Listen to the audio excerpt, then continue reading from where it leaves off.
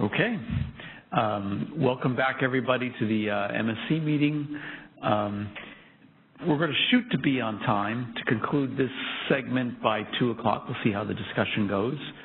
There'll be further presentations on CRRs this afternoon. One is this technical analysis, which I hope will be mercifully short.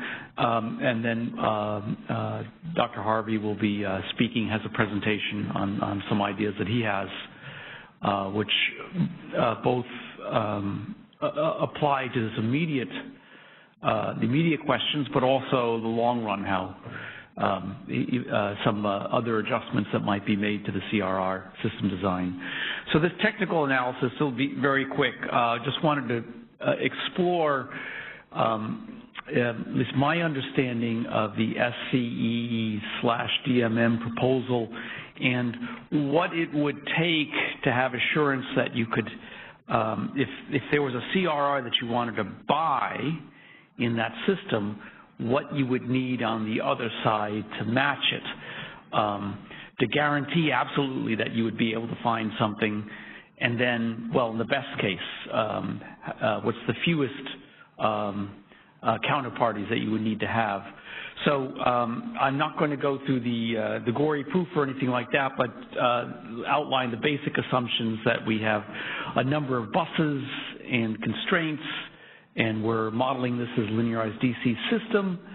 And I'm assuming that effectively there's no incremental capacity, that is nothing in addition to the what's been allocated to CRRs in addition. So in other words, in the SCE/DMM proposal, any rights that clear can't change the flows on the lines relative to what the allocated rights would have had.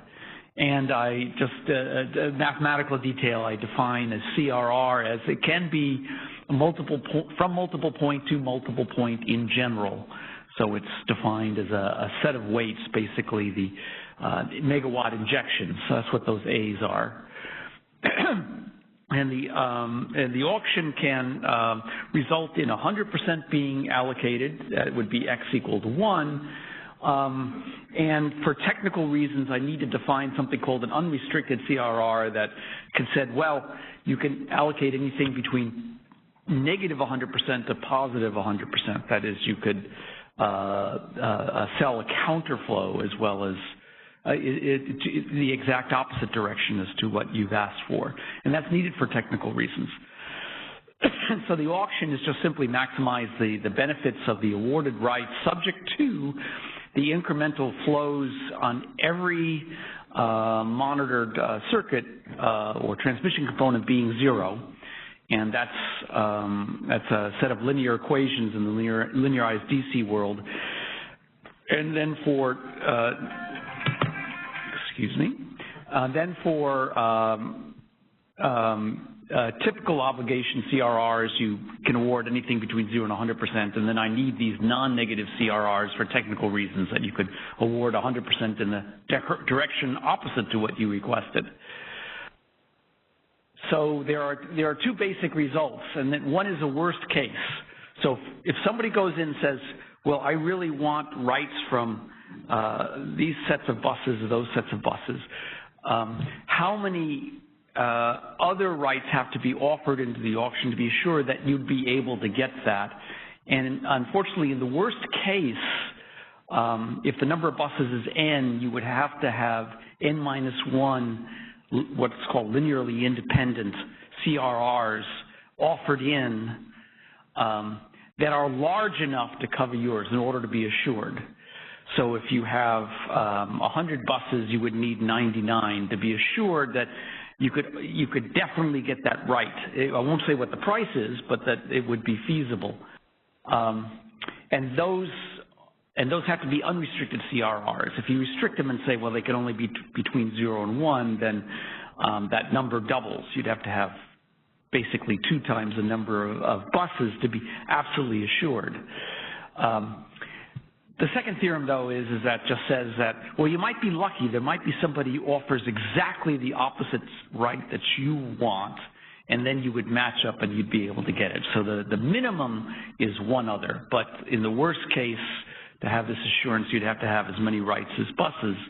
And this is true just based on the linear algebra associated with the linearized DC load flow equation. So okay, now to wake you up, here's a simple example, 3-bus example where the desired CRR is an injection of 1 megawatt at bus 1 and taking out half megawatt at each of the other 2 buses.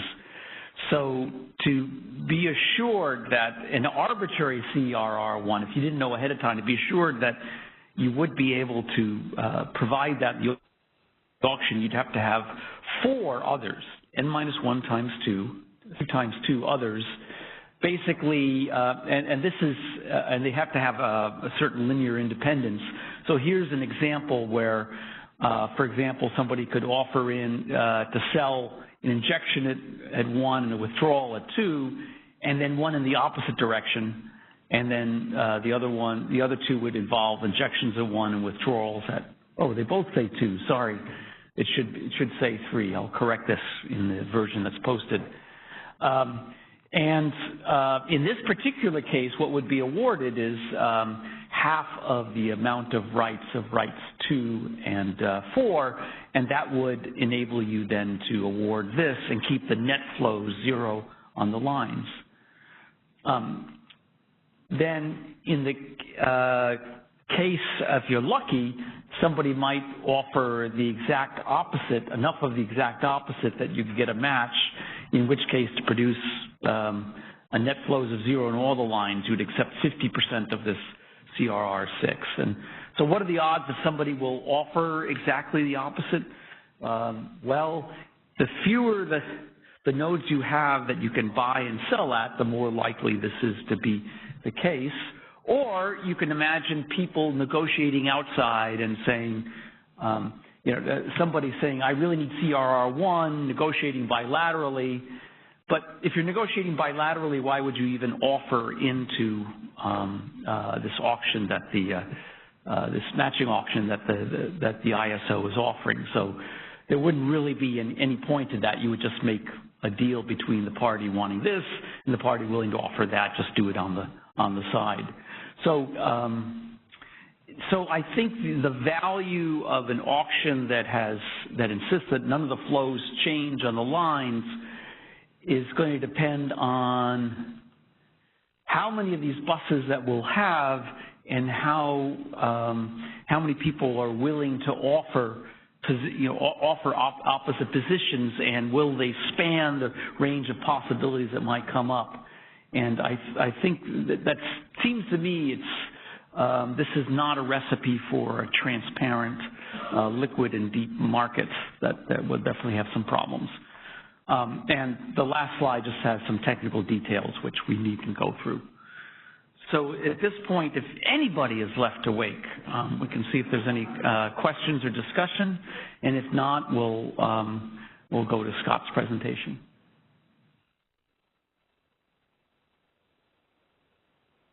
Okay, it seems that if there's nobody on the line, and then so by acclamation, Scott, this is yours. The floor is yours.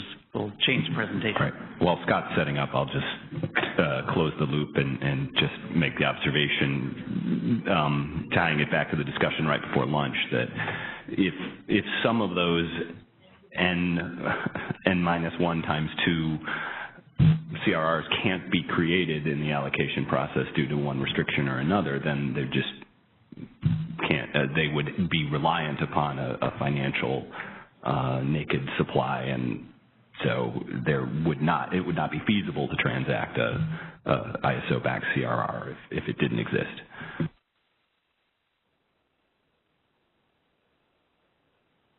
So I'm not necessarily going to be talking really about solutions.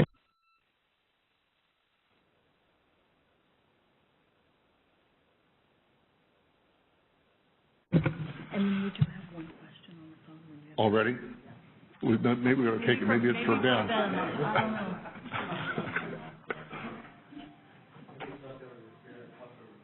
See if it's for Ben. John, can you go ahead and put the question through? Okay. Go ahead, caller. Your line is unmuted. Hi, this is Doug Boccignone with Flint Resource Consultants. This was about Ben's presentation. Just one idea is that the ISO, when it does the allocation for Trading Hub CRRs, it creates counterflow, certain counterflows that then it rebundles with the Trading Hubs. It seems like you could do a similar process if the auction participants were willing to accept these counterflows to make, more CRRs feasible. In other words, you wouldn't have to go in and match up perfectly if you're willing to say, I'll take an imperfect CRR, which, if I understand what the auction participants were arguing in the process, the stakeholder process, they do that themselves to create more CRRs. I'm not sure I'm understanding how that creates more CRs. If you have something bundled, which actually the example has, is if it's still specifying the exact distribution among the sources or the sinks.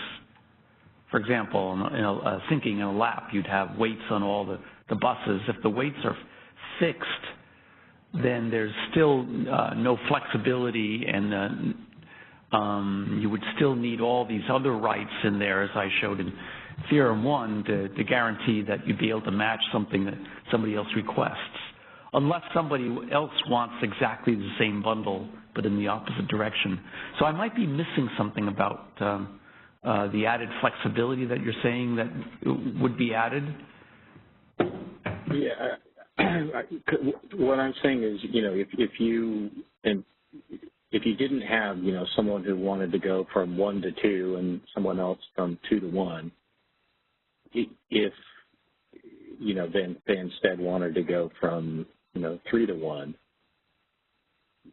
if you create additional, essentially assign the right additional pairs and maybe split it between those two counterparties.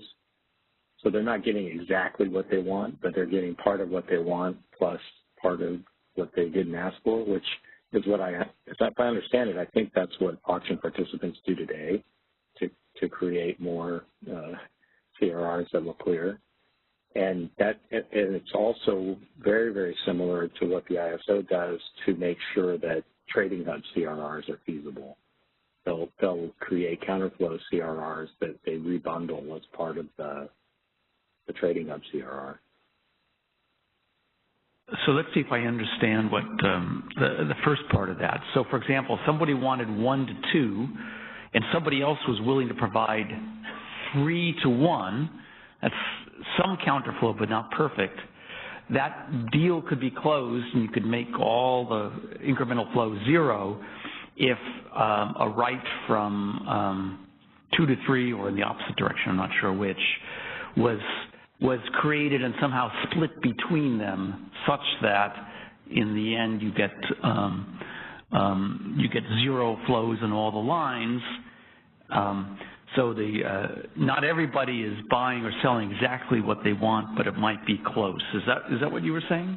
Yeah, exactly. And you only do it if people are willing to do it. If they say, I'm not willing to do this, then okay, there's less likely to get at least some of what they want.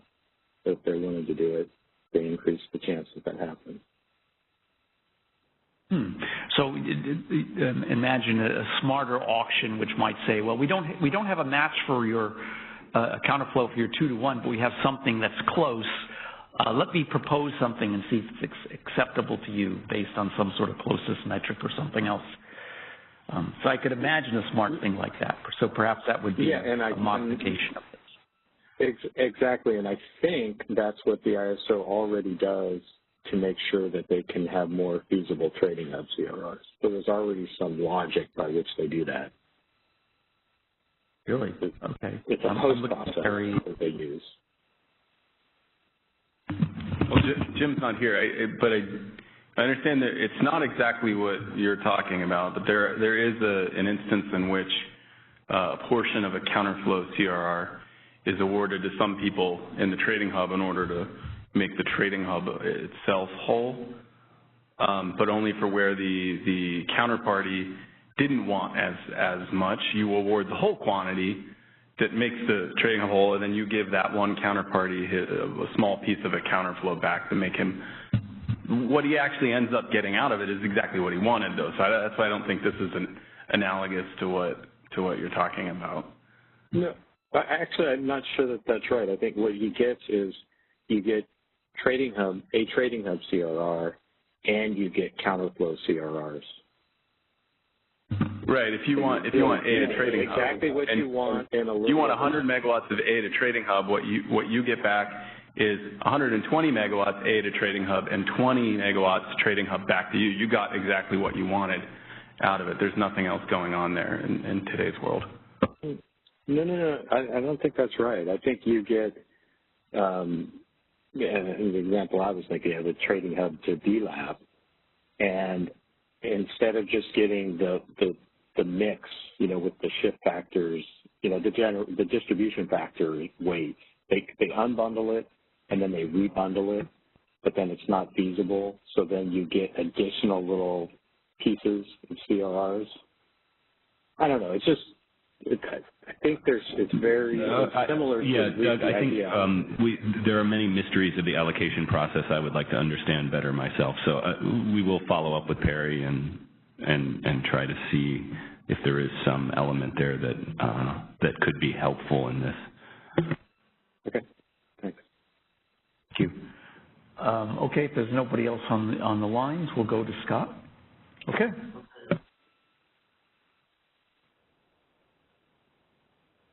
And it repeats some of the materials I talked about in less detail some years ago when we were talking about shortfalls and so forth.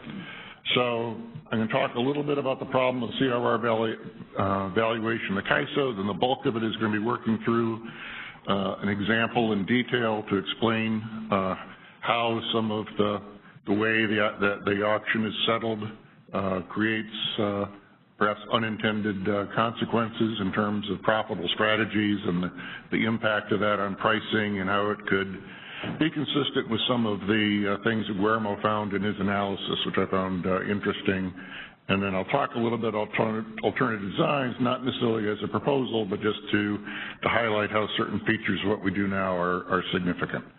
Now, this is data for December 2016. It comes out of the CAISO November report. And this is just 1 month, but I find that some things about this striking and worth discussing and set the stage for some of the things I talk about. If you look at the congestion rents, they're only a little over $15 million in this month, and the CRR payments are over $31 million. And that's really stunning when you step back and think about it. I mean, it means that like half the transfer capability of the grid wasn't there. If this was just a normal hedging CRRs and outages and so forth, and that's kind of remarkable. The lights didn't go out in December with half the transfer capability not available on these highly congested interfaces. So it's worth digging into, and this pattern here, and it's also a month where the auction prices were well below the payout. So it got me thinking, and some of Guillermo's analysis pointed me to focus on a few things.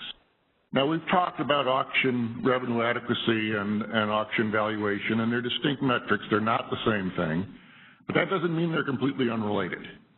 And part of this talk is about how they actually can be related, and particularly there are features of the way we settle the auction and run the auction that contribute to very high CRR payouts and to revenue inadequacy. And in particular, I'm going to focus on a decision that was made long ago sort of for convenience by ISOs that really wasn't thought about a lot, which is that we allocate an auction CRRs based on auction shift factors, and then we settle them based on day-ahead market shift factors. And that's convenient, and it simplifies things, and the thought was, well, we'll give the load-serving entities a perfect hedge, and it isn't a big deal. But the thing is, it might be a big deal. And people can take advantage of that assumption to make it a big deal. And that's why I want to go back and talk about this assumption. I know load-serving entities love it. They love to have a perfect hedge. But the problem is having a more perfect hedge than actually the transmission system provides has consequences. And I think maybe some of those consequences are related to what we see happening in California. So the fundamental property or outcome I'm going to talk about is that you can go into the auction, you can buy flows of a given constraint in the auction model that, you know, that has low flows on a particular constraint, and therefore it sells at a low price. But if you know that a particular outage is going to be in effect in a day-ahead market during part of the month, you can carefully choose the CRR you buy so that when that outage occurs, it'll have your CRR will have a large shift factor or a larger shift factor on the binding constraint. So what this kind of situation, and when I'm telling you where I'm going first, and then I'll show you how it happens. But the consequence of this is that when you have these kind of CRR settlement rules, that you can get a high level of CRR revenue inadequacy because of people choosing this strategy, and a lot of CRRs purchased by non-hedgers that are taking advantage of this, and they're very risky, extremely risky instruments, so they're no use for hedging, so they're going to sell at a huge discount. So you get this pattern of a lot of CRR revenue inadequacy and a low valuation of FTRs.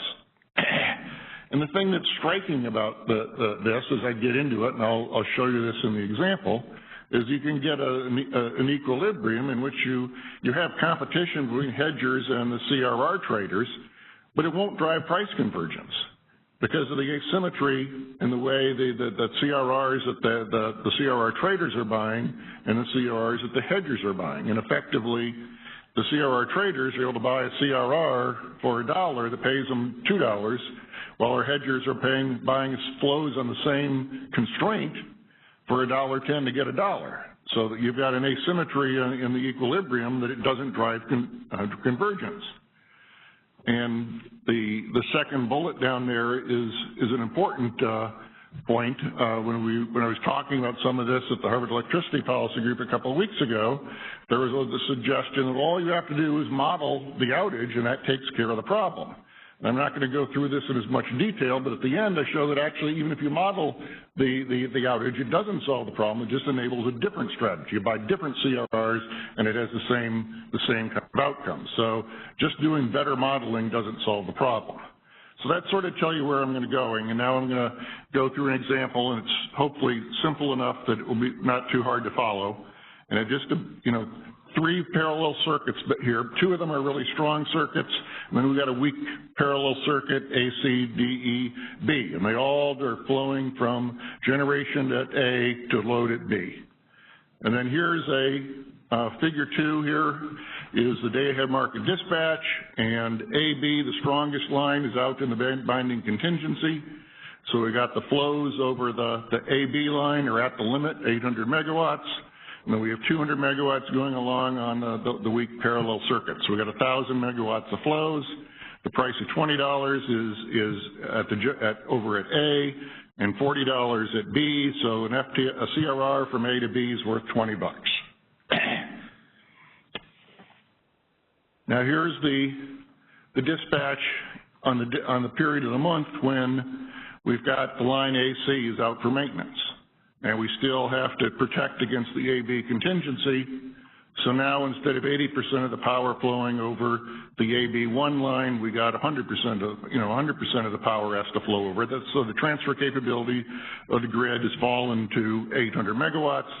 And I completely made up the prices. I just assumed, well, let's suppose the price falls to 10 at A and it rises to 60 at B. And I didn't make up a supply curve or anything. This is just supposed to be illustrative and numbers that are easy to follow through. So there's nothing magical about those. I just assumed them. And then let's suppose that, and again, just to make the numbers easy to follow, that the outage is expected to be in effect for half the month. And probably most outages aren't that much, but it's easier to keep track of the numbers if we use 1/2, and it isn't, so we don't need a computer to follow it through. So we've got an A to B CRR that's worth $20 in half the month when there's no outage, and $50 in half the month when AC is out on outage. So there's an average payout of $35 an hour. And suppose that this auction works the way we like, and we actually have risk-averse traders that are selling the load-serving entities at B, or load-serving entities at B that are willing to pay $36 so they can sleep at night and be hedged against the cost of congestion. So with the 0.8 shift factor, the shadow price of the constraint on AB would be $45 in the auction.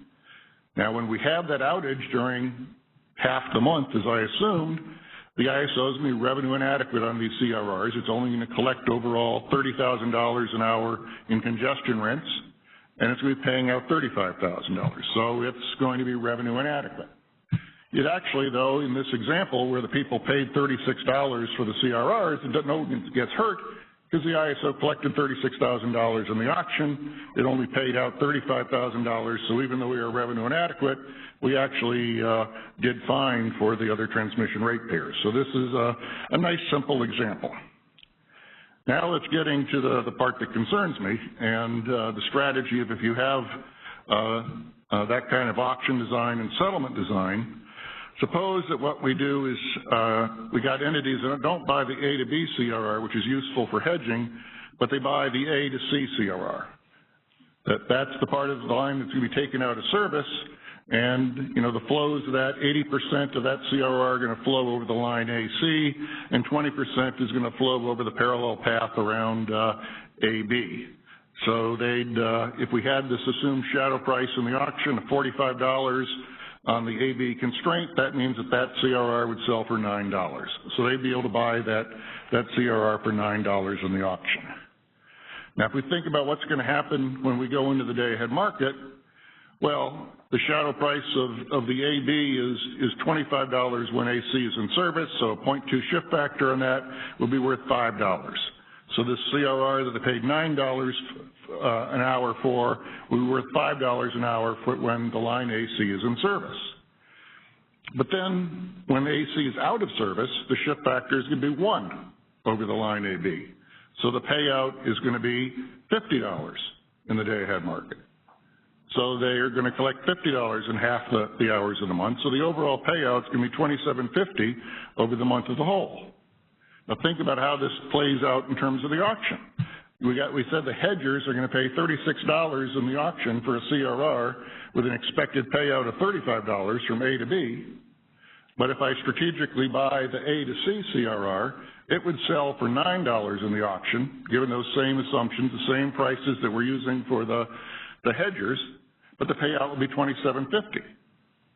So you've got a big strategic advantage in terms of the competition. The point I was making, the competition here isn't going to drive us to an equilibrium, because we've got some people paying a high price for $1 of CRR payout coming out of the day-ahead market, and other people paying a low auction price. So to make this example a little more concrete, I just took it and said, okay, well, let's work this through in the auction. I've got one crucial typo in this page. The third line down, I say 50A to C, displacing 50A to C CRRs. I meant displacing 50A to B CRRs. I'll try to get that corrected. Maybe we could repost the right version. But this is just the flows. Okay, if you buy 200 A to C CRRs, it's going to displace 50 of the A to B CRRs. So we still have the constraint binding on A to B. That limits how many CRRs can be sold in the auction.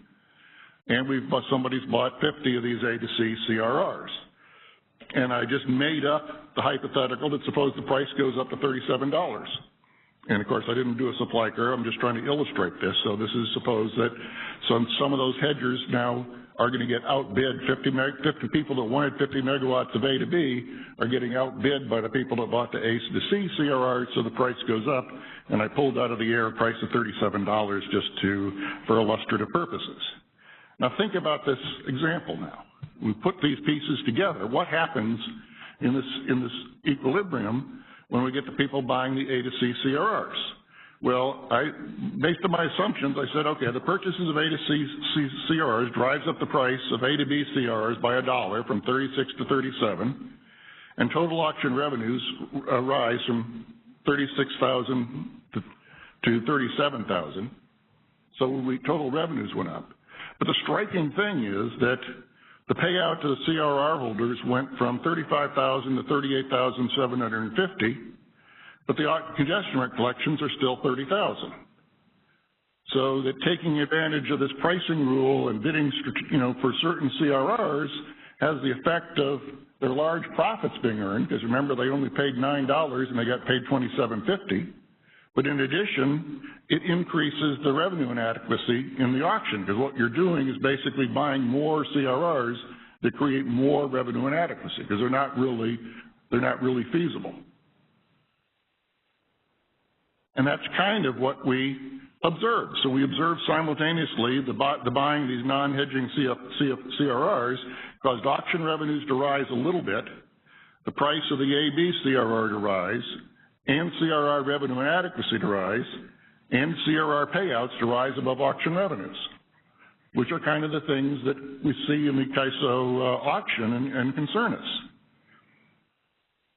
Now, my thing went out here, so I think I can see over there. So, okay. While you might think that, as I said earlier, you might think, okay, all we have to do is model the outage in the auction, but that doesn't work either, because if the AC line outage were modeled in the auction, you just change what you do. What you'd want to do is you've got a difference on the days when the AC line is in service. So what I do is you'd buy a C to A CRR instead of an A to C. You'd buy a C to A CRR, and then that when that's solved in the auction model, that would have a -1 shift factor in the binding constraint because AC is out now. But then in the day-ahead market, on the days when it's in service, it would only have a 0.2 shift factor. So you get paid a big auction price for buying this counterflow CRR, but then you actually wouldn't have to pay much in the day-ahead market because half the time AC would be in service and you wouldn't actually have to pay that much money out. So the bottom line is simply that modeling the outage all the time in the auction doesn't solve the problem. It just changes which CRRs are misplaced. Now the important things I think about this example, and it's just an example, just made up numbers, are just illustrative, and there's no general equilibrium model behind it, but the point is these numbers are what could exist in a well-priced auction, because notice I'm added numbers in which the hedgers were buying the CRRs at a premium to the payout.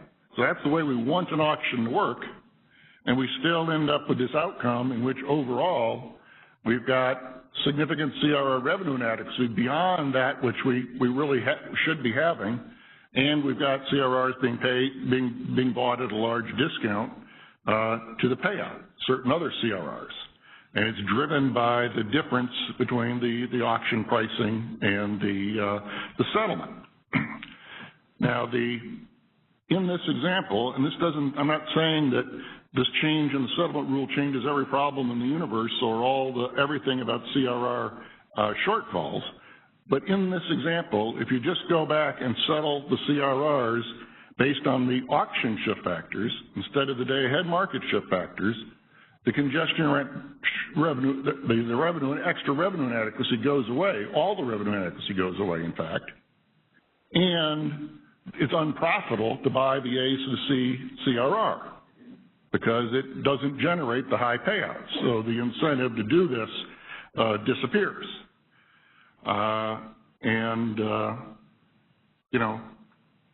Let me stop here for questions before I go on to a couple other topics. Yeah, okay. Well, let's give people in the room priority because they actually came here, and then we'll talk to the people that were smart enough to stay away. But, any questions here?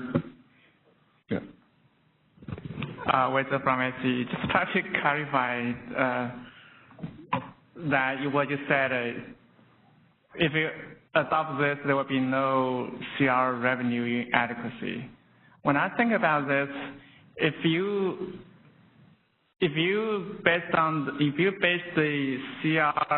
come up with the flow, the CR on the binding constraint based on the awarded CRs and also the CR shift factors, could you end up a scenario where the CR flow could be more than the day-ahead flow on the binding constraint, and then because of that you collect less congestion revenue from the day-ahead market, and then by definition you have the CR revenue? I only said it takes care of this problem in this example. I have a note below that it doesn't take care of every problem. If there was a derating If what happened was the 800 megawatt limit got reduced to 600 megawatts, you still have a shortfall. Okay. I don't want to oversell this, but this is dealing with a particular kind of bidding strategy and a particular kind of when you actually have a line outage, but it doesn't solve, I was trying to qualify, this doesn't solve every problem. There are a lot of other sources of revenue inadequacy. Okay, thanks. This is Perry. I think that if we did this, this would actually take care of a lot of it. We see a lot of it due to the full line outage. That's not to say there's not, a good portion that's due to D-rate, but I think this would go a lot of the way there, and then we'd figure out a way to handle the D-rate situation. Yeah, well, I haven't said how much of this kind of, bidding, this is just a hypothetical example. I haven't done any calculations that say how much of the revenue adequacy is due to this or how much of the payout is due to this. So this is just a illustrative example to understand the concept. So let's not oversell it. I think, Roger, you had a question or comment? I was just going to make a point to what Wei says. In your example, even if the line limit went down a day ahead and there's revenue adequacy, they still paid for that. Mm-hmm. They're getting paid for, right, even though there's existing congestion rate, they paid for it.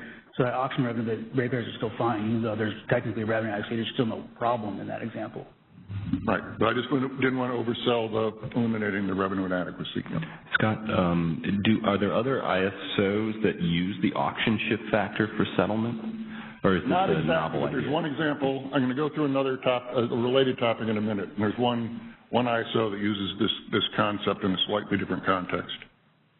Let me get to that in a minute. Yeah. So before we get into any other examples on this, I just want to make sure I'm kind of theoretically understanding this correctly. Is it that when I purchase a CRR in the auction, I'm basically kind of what I'm really then purchasing is that amount of flows on those transmission lines that were in the auction. And if I know that you're going to settle me on those shift factors, then if a line's out, I'm just not going to get paid for my megawatts that were flowing on that line because it's still the same shit. Is that the kind of the one theoretical way to look at it? If the CRR becomes infeasible with outages, then you don't get paid for you only get paid for the hedge that's still there with the line out. Okay. Okay. So I think we're saying the same thing. Yeah. Now we go to the people on the phone. Yeah. Jordan, go ahead and put the calls through. All right. Caller, your line is unmuted. Please go ahead. Hi, Scott. This is Abram Klein from Appian Way Energy Partners. Hi, Abram. Hey. So a really interesting, thought-provoking presentation. I just wanted to have three questions for you about the issue of the modeling of the outage not addressing the problem. And so the first question is, you indicated that the people who are buying A to C, the so-called hedgers, are valuing the A to C for $36. So in the outage scenario, you're still assuming that the that the shadow price on the constraint is $45. But you so that's the auction. The auction was run, Abram. It's the shift factor in the auction that was $45. That's right. So if you modeled the outage, the shift factor in the auction would change to be 1 from both A to C and from A to the other area. So the shadow price, if the shadow price is determined by the hedgers who are bidding from A to C, then the shadow price is going to be 36, not 45. And so in that case... Yeah, but Abram, my point was for the... if we modeled the outage, the point was people would buy a different CRR. Instead of buying the A to C, they'd sell counterflow C to A, and that would have a -1 shift factor. Right, Scott, I understand that. So the C to A CRR is no longer going to trade for $45. It's going to trade for $36 because there's a 1 shift factor between A to C in both cases. Because And so in addition to the shift factor changing down, so you're more consistent between the two markets. So you basically have exactly what you say you want. The person who's offering... No, because the point isn't with Abram, the issue isn't when the model in the day-ahead market is the same as what's in the auction. The issue is when the day-ahead market runs and AC is in service, then the shift factor is not -1. The shift factor is now -2.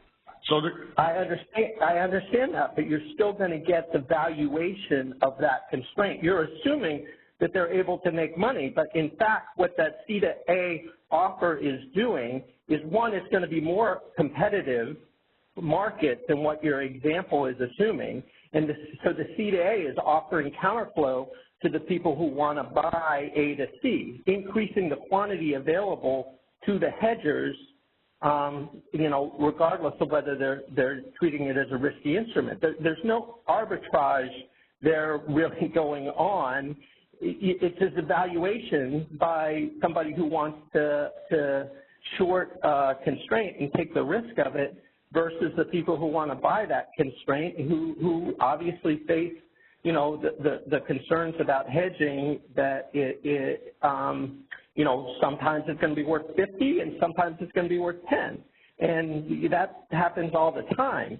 But it's really very quick for you to just say, hey, if you still have a problem if you model the outage, because the first thing is you'd have a much more competitive market where the C to A people would not be able to make so much money. They'd be very competitive in terms of what they'd have to pay for.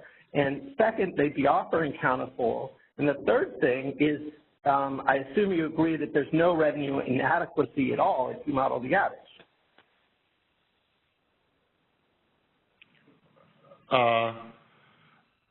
That should be there's no revenue inadequacy if you model the outage. It's just the excess payments. But right, you're so wrong about the other statement. The competition doesn't drive the prices into equilibrium. Well, if there were infinite risk-neutral financial traders who all understood exactly how this works, I guess in theory the price would be driven to the expected value. But we haven't seen any evidence of that Not on happening. AB. The thing is that the AB, the point I'm making is that AB is the hedge. The hedge sells at a premium. It gets valued as a insurance policy. And when people are buying an A to C or a C to A, that's not a hedge. It's a really risky financial instrument. So you're only going to buy that at a discount. That's the same principle we're talking about when we say what happens if who's going to take a naked hedge? Are people going to walk in and sell naked hedge? No, because that's really risky. And like a specific FTR there is even more risky than the overall congestion rent portfolio. Yeah, and so the people are going to require a large return to do that. And the point I made in several previous presentations here, it doesn't mean there's a lack of competition. When you have a really risky financial instrument that has no value as a hedge and is hard to value, you expect it to sell at a discount. That's an equilibrium. There's nothing wrong with that from a competition standpoint.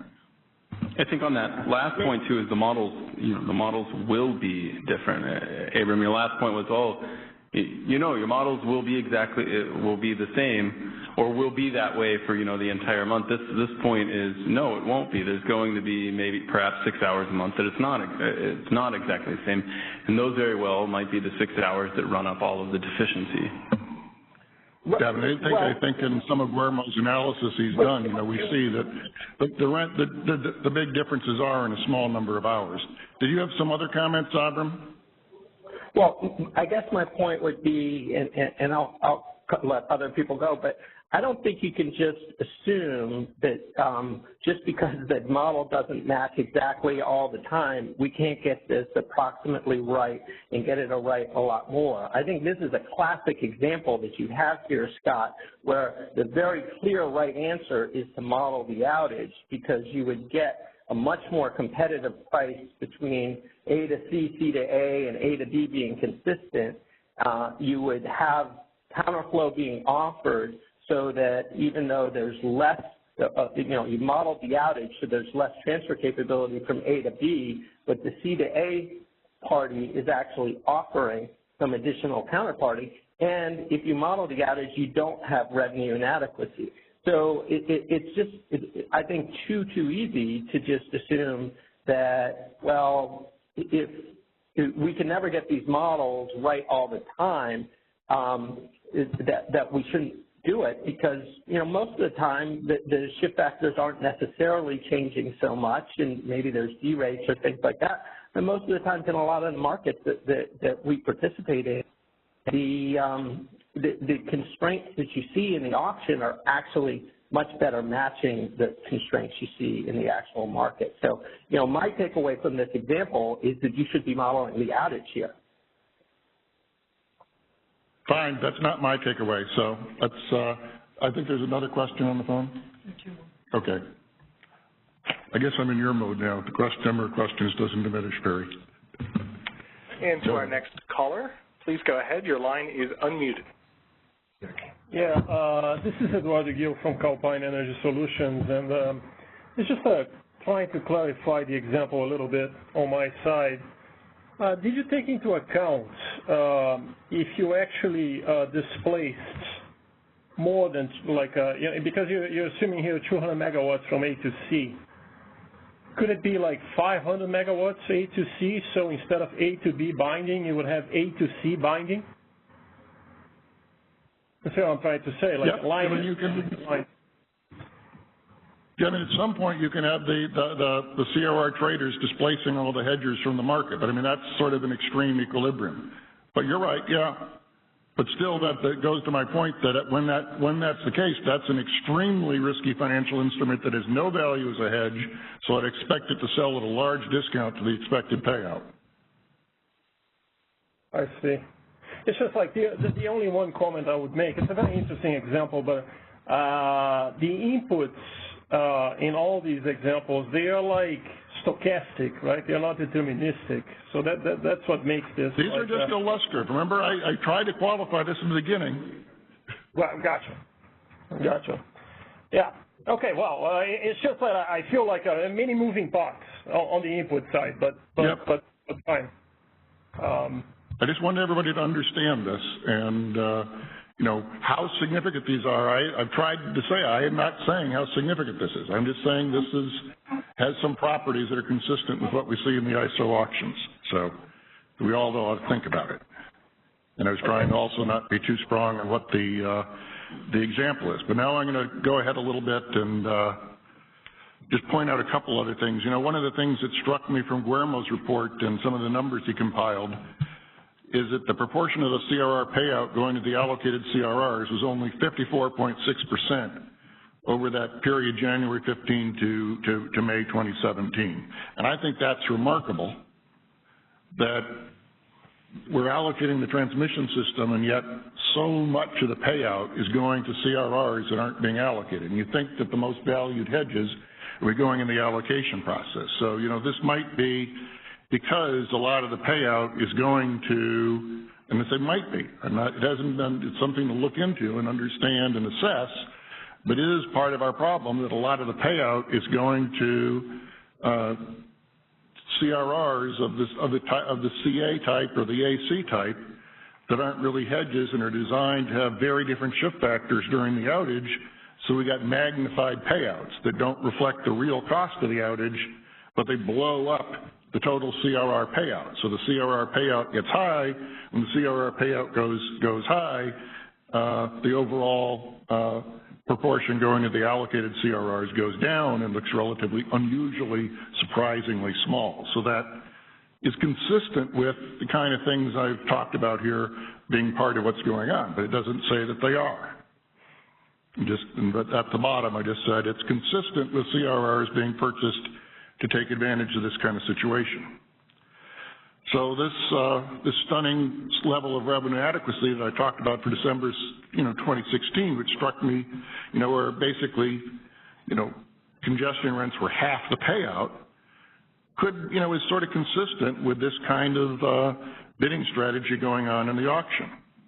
And just, in terms of what the CAISO tied in what the CAISO proposed, that CAISO design wasn't tailored exactly to this, but if you think about it, it might be fairly effective in dealing with this kind of strategy, because in order to do this, you really need to pick your points carefully and buy that A to C CRR and optimize it for a CRR that's going to have a big shift factor when the outage is modeled. If you start having to buy an A to the trading hub or an A to the LAP or something, it's not clear that the strategy is going to be effective enough to be worth pursuing. So it doesn't say that the CAISO's proposal is going to solve 98% of the problem, but it might be, reasonably effective. We'd have to look and see whether people would still be engaged in this. And again, we don't know how much of this is going on.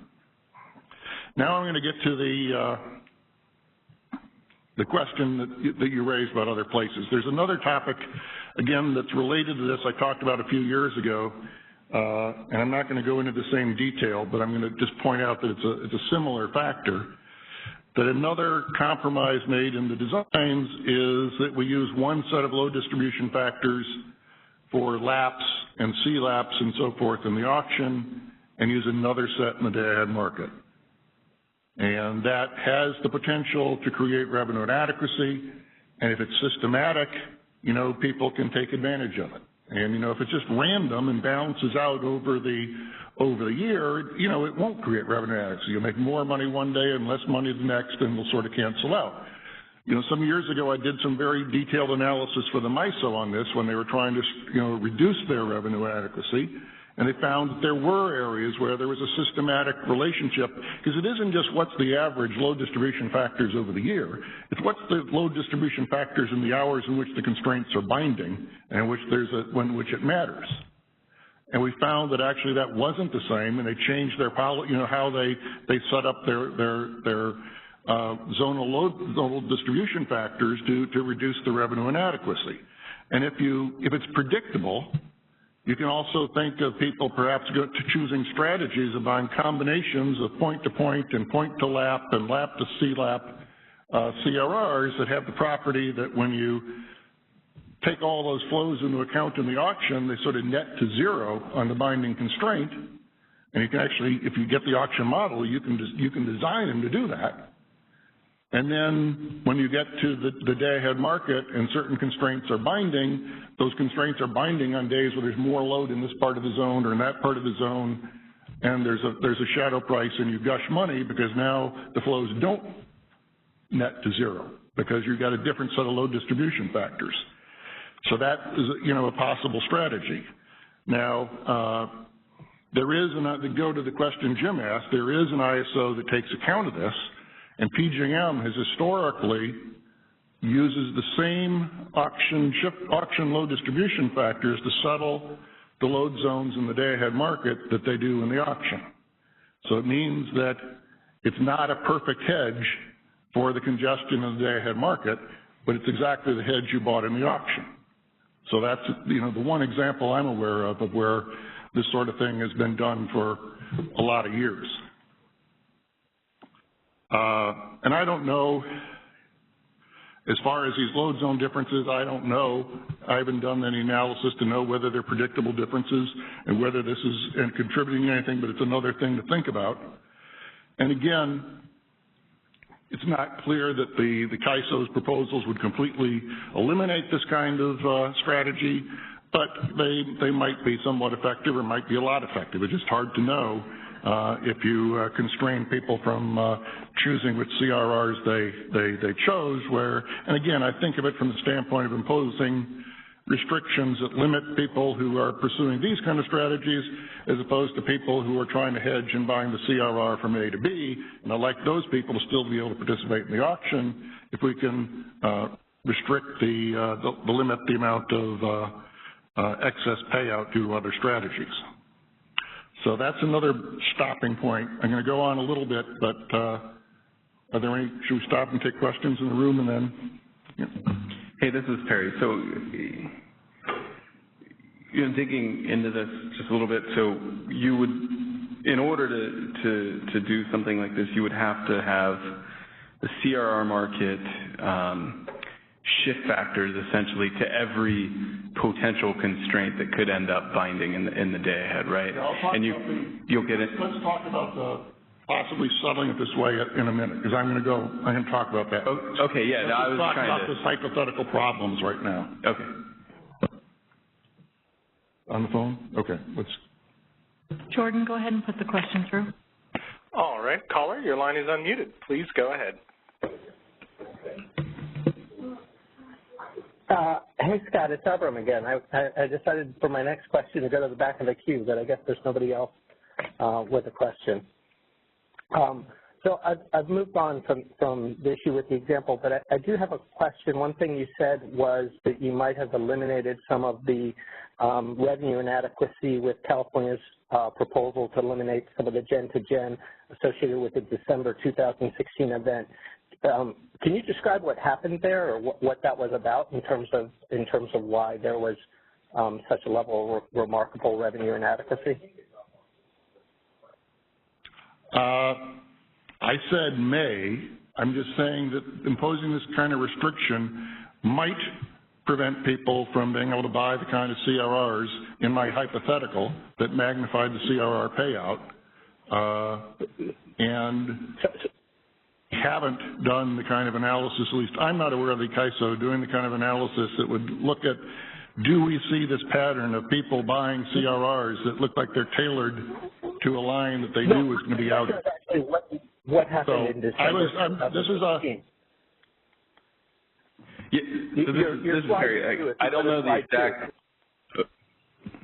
Yeah, I don't know the exact event. Generally, on these big blow-up months, such as the one Scott illustrated, it will have been like one event that hit you for 3 days or for very few hours. Right. And that kind of fits, that fits the profile that he's talking about. I don't know the specific event, and I don't think I have. Yeah, I'm sorry, maybe I didn't understand your question. The CAISO, if you look at their November report, they went through December, and I put in one table, but I put in the other detailed tables in my HECB slides, which you've got, and the CAISO did the analysis, which showed what the payout was on each of those constraints and what the auction price was. So you can see that there are a few constraints in December that had huge payouts, and none of them bound in the auction. Yeah, no, exactly. But we haven't done the analysis of to what extent were people buying CRRs that had these properties. Well, actually, I think what would be really illustrative is to look at what actually happened there, and because it was really a constraint in the Imperial Valley region, which restricted the normal transfer capability from generators in that area to anywhere else on the system. That was an extremely restrictive nomogram that was modeled by California, ad hoc during the month, was not in the CRR auction, but it easily could have been. The actual outages were posted, and people bid on some of those outages, and maybe they bid on them as risky instruments, as you say, but I think that people put their valuations on them, and everybody was extremely surprised ex post by how restrictive the limit actually was because of California's nomogram, and then how high the prices blow out. So I think a lot of these events can happen not because people are valuing them as especially risky or putting a big risk premium, but something happens that results in them being extreme. But the bigger question I think that the MFC should look into and Cal ISO staff should look into is the extensive use of these kind of nomograms by the ISO in terms of their operations of the day-ahead market, because essentially what you're doing is you're having engineers go offline and estimate what the ATC should be given the constraints. But the way a lot of the other ISOs handle these kind of situations isn't with ad hoc nomograms where they go offline and estimate ATC the way you did back in the old pre-LNP days, but to calculate OASIS transfer capability. What a lot of the ISOs do is they actually model the contingency and let the security constrained dispatch decide how much transfer capability there is. So I think you have an example here where, you know, I can't tell. The ISO would need to do the analysis, but it may well be the case had you just modeled the contingency and let the model, the security constraint dispatch, decide the dispatch, you might not have restricted the system as much and might not have had as extreme high shadow prices in the day-ahead market. For certain, if you'd model it, you know, the month before when these outages were predicted in the CRR auction, you wouldn't have sold as many CRRs. And finally, if you had something like Terry's methodology that he talked about this morning, you probably would have had a different way of allocating the revenue inadequacy to market participants who actually had bought paths out of Imperial Valley into the rest of the system. So I really think that this is you brought up this example of December 2016 because it's really striking, but I really think it's a really great example of why the ISO needs to really look closer at how they operate the system and making the modeling, consistencies better between the CRR auction and the actual day-ahead market. Okay. Jim, is there someone else on the line? Yeah, they'll come on. They'll be in a minute. Okay. We can keep talking. Is there another question? Jordan, do you have another question you can put through? Yes, I just got one. Caller, please go ahead. Your line has been unmuted.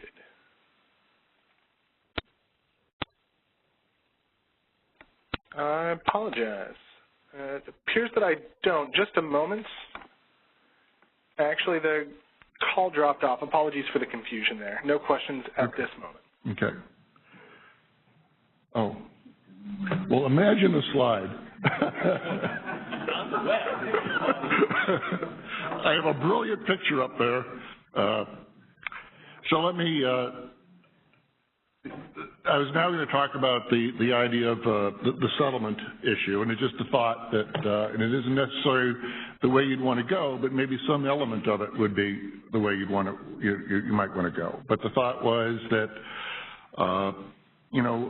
perhaps one way to address some of these issues would be to look back at how we settled the FTRs and this design in which we auction based on auction shift factors and then settle based on day-ahead shift factors isn't actually intrinsic in any of the revenue adequacy theorems that Hogan proved 30 years ago or any of the later variations on it. In fact, it's just an ad hoc thing that was made up and is really pretty much inconsistent with those revenue adequacy theorems. But there are a lot of approximations in how you implement this to make it simple. So there's lots of approximations in how the ISO settles CRRs, so maybe it's not bad. But the point of these examples is this could have significant impacts. And we, as I've qualified, we haven't examined the magnitude, but, another... Can I get in yeah, there? get in. So keep talking. Yeah, keep talking. So possibly another approach to deal with this would be to some extent, and it's not totally different from what Perry was talking about, but it's a little different approach to settle the CRRs based on day-ahead market shadow prices, but auction shift factors. And that would tend to reduce revenue inadequacy, but it also, in doing so, it would eliminate some of these artificial profits to trading strategies which really don't serve a hedging purpose. And I think that a focused, strategy dealing with that as opposed to eliminating the auction would be preferable.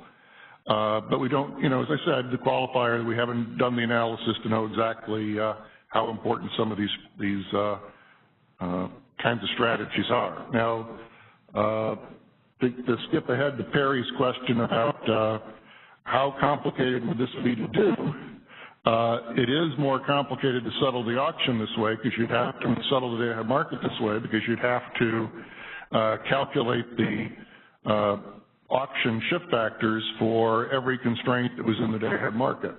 And the auction only calculates only calculates shift factors for the constraints that actually bind. So that's one of the limitations that Guillermo had in his analysis, is, doing back and doing some of the diagnostics, you can't really do it because the constraint didn't bind in the auction or wasn't enforced, and therefore you don't have shift factors. However, it's not an insuperable problem because the NYSO's congestion rent shortfall allocation that we talked about this morning, which has been carried out and implemented in settlements every month since January 2004, so it's definitely doable, does precisely that. And what we do is when we get to the end of each month, we run a model that's rerun the auction model with selective limits reduced to force all the constraints that we don't already have to bind, and then we calculate any shift factors we need. And we've managed to do that for 13 years now. So it's definitely doable. And once you have those shift factors, it's just, simple math to multiply the shift factors times the shadow prices. And we're 10% of the way there. Let me see, what else do I need to say? Hey, Scott, Fred. Yeah. Could you go over that last point one more time about how we're doing that today to allocate the shortfalls? No, this is how the NYSO is doing it today, not you. That's how the New York ISO is doing it to allocate the shortfalls. But I mean, it's doable. The problem is that the auction models aren't calculating shift factors for every constraint. They only calculate shift factors for the constraints that are in the constraint sets. They might not be binding, but they're close to binding, so you're calculating the shift factors. So you'll have shift factors for a lot of the constraints coming out of the auction, for the auction model, but you won't have them for all of them. So the gap that you need to fill is to go back and at the end of each month, or actually the way we did it in New York is a couple times during the month so we don't get behind. We identify the constraints that have been binding in the day-ahead market that weren't binding in the auction, and you run a case in which you lower limits and force the things to bind. Then you get the shift factors you need, and you can do the calculations. And the NYSO needs to do that because they use that for allocating the cost of the shortfalls to the transmission owners. So you're envisioning this as kind of a end-of-month true-up of CRR pay? Yeah, that'd be sort of the simplest way to do it. Yeah. So that would not be ideal, but it's certainly doable.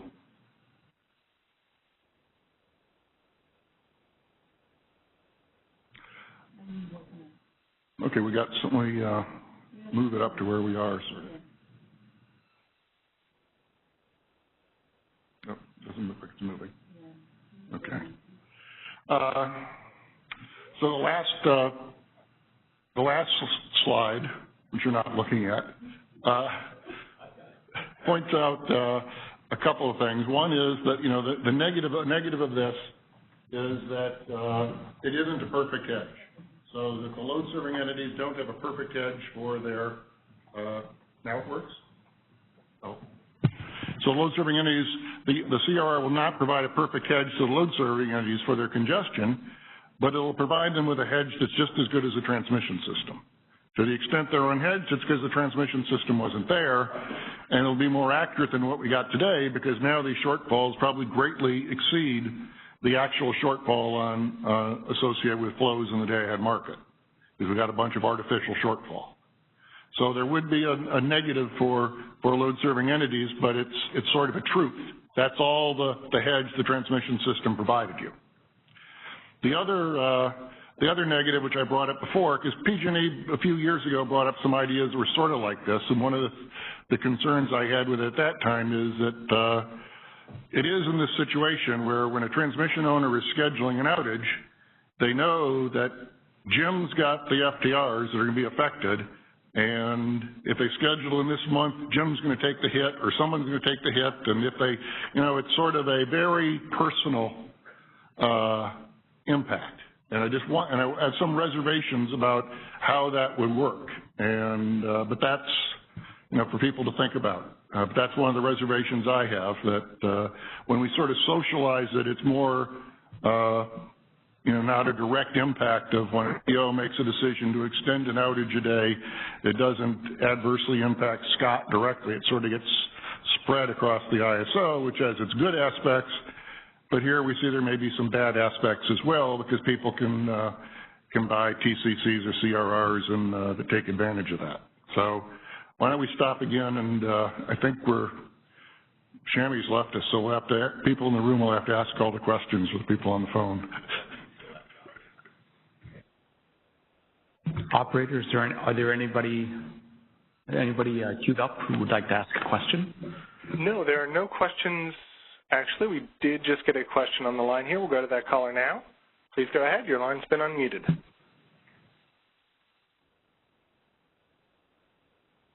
Caller, it's possible your phone is on mute. Hey, Scott, it's Abram again. Hi, Abram.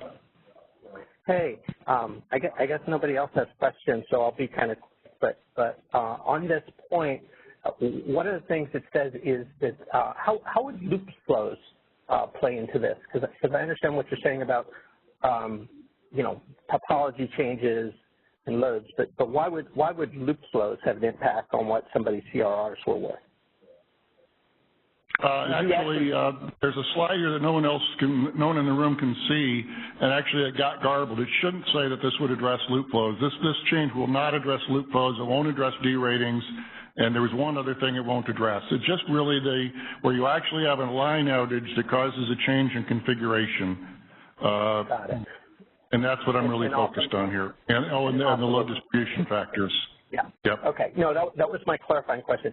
So one of the things that's really useful about CRRs in terms of how really pretty much all market participants understand them is that they are the price difference between two locations, and you could think of them as basis swaps. So like swaps between two locations, which have a very specific meaning in terms of how people think about their risk management and what that means. And I do think that for a lot of market participants, whether it's on the load side or the transmission side or or the speculative trading side or the GenCo hedging side, there are a lot of people who really rely on the simplicity of having CRRs be the difference in price between two locations. It's just a really important element of them as a financial contract. And even the very speculative market players, for the most part, are looking at, historical price differences and using the prices, not necessarily understanding differences between auction models and the actual auction prices. I mean, that may happen, but I think what typically happens is that people look at historical congestion patterns given certain scenarios, and they can buy, if they're not modeled in the auction, they're just available for a low cost, not so much a risk premium, but if they're not modeled, they're just not going to be priced. But I think one of the things you have to be very careful with this proposal in terms of, it's kind of a neat science experiment, but there may be much better ways to deal with things like revenue inadequacy or shift factor changes than kind of changing something really basic about the CRRs as being basis swaps between locations. Because what you're essentially saying is that the payment for the CRR I own on a given day is not going to be equal to the difference in the price between those locations. And I think there's a lot of market participants which would be confused by that, not just us. I agree. That's what I pointed out on the first bullet of the slide that you can't see. But, it won't be a perfect hedge anymore, and that has these implications for traders that are hedging transactions and load-serving entities.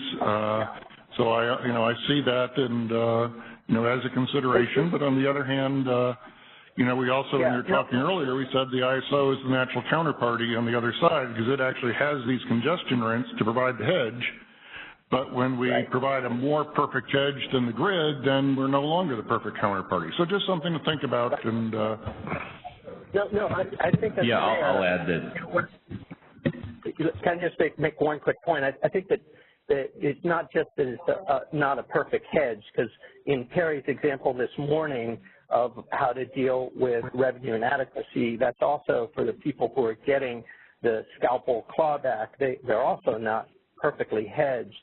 But, there's more of an ability to model and understand the risk associated with a basis contract as the difference in price between the two locations. So you might be better off with the simple approach from the morning to deal with that kind of thing. Right, it's possible. You know, there is another factor that's related in here that, you know, one impact of the perfect hedge that, you know, what Terry would talk about or this, you know, sometimes you wonder if some entities, when they know they've got a perfect hedge, bid differently than they would if they didn't have a perfect hedge. And, you know, the idea of FTRs is supposed to be purely financial and not change the way people bid. But, you know, the question is, does it actually?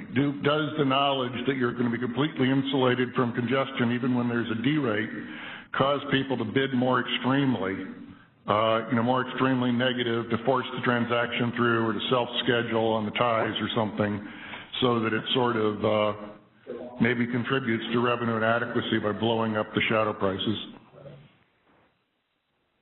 But I mean, there's someone here. Yeah. Yes, Brad. Yes, Brad. Just so I understand what you're saying, are you saying when you were talking about what New York ISO does are you saying that a way to effectively settle CRRs based on auction? No, they do this for another purpose. I was just saying this is doable. The reason they do this is, remember we talked this morning about assigning the outage costs back to the transmission owners? Right. So there's a very elaborate set of calculations we go through to do that. And part of that, in order to do that, we have to calculate the shift factors of all the TCCs on the auction grid. So because we had to do that, you know, we had to confront this problem, you know, 15 years ago, and we found a way to deal with it. Operations just runs this model and forces and actually they run, because there are differences between the day-ahead market loss modeling, and they actually rerun a day-ahead market case with the auction grid so that we get a completely consistent set of shift factors calculated for the auction grid model. Okay, so you're saying if they could do that, we could figure out right, so it's not like an impossible task is all I was saying. Oh, okay, I thought you were saying... They don't actually do this for settlements. I thought you were saying that we would implement this by settling CRRs the way we do now, then allocate back. No, that's a different. Okay. I was just talking about how you get the data, that it's a doable thing. And one other question: how does this differ from the one proposal Perry was talking about, where you derate all this, where you run the SFT prior to the day-ahead market? Isn't that? Yeah, well, that would be effectively derating the total payments. It's a difference of, you know, it's similar. That's why, you know, this is just an understanding here that might influence us still, you know, how we think about Perry's proposal, because he's just really doing the prorating down a little bit differently. This would be, it depends on which CRR had the impact on the constraint in the auction model, as opposed to, you know, Perry's, where we'd be using some rule to prorate down all the CRRs so that they were feasible over the binding constraints. So it's just a different, you know, there are lots of different rules you could use to carry that out.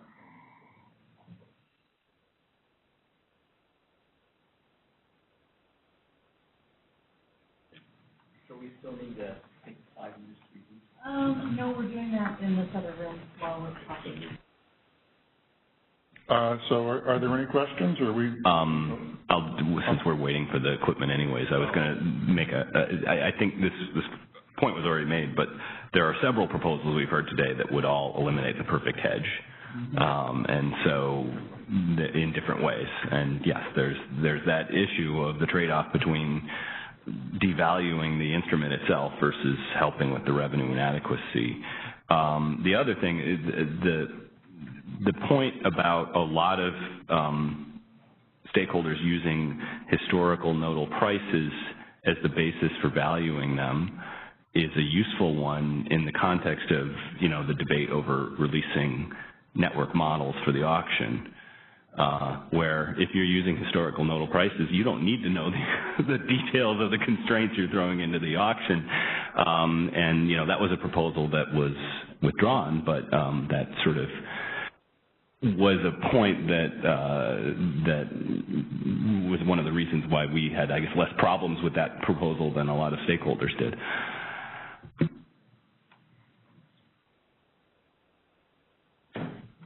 Roger.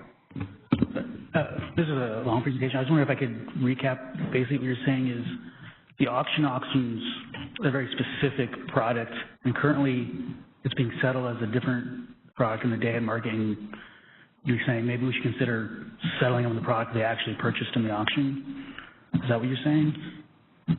You can characterize it that way, but I'm just saying that the revenue adequacy theorems, none of this stuff says we have to settle based on day-ahead market shift factors. That was an ad hoc settlement decision that was made, and a lot of ISOs made the same decision because it's easy, and no one thought about the implications. But I'm saying I think there are implications, and particularly if we look at, you know, if the ISO does some analysis and it looks like we've got, you know, people pursuing strategies of buying CRRs that magnify the shortfall, then that settlement rule really isn't a very good settlement rule.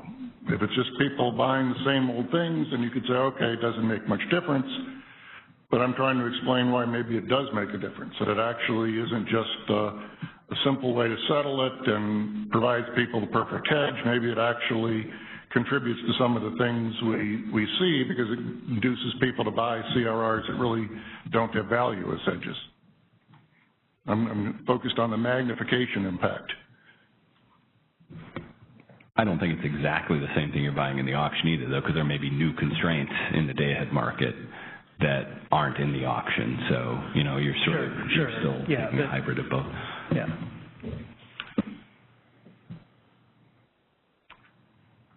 Okay. I think we're good, yeah. And we're good also. We have. Oh, sorry. Good. And we have podium for the next. Yes, we're going to have to do the advance from the. Slide, please. Yeah.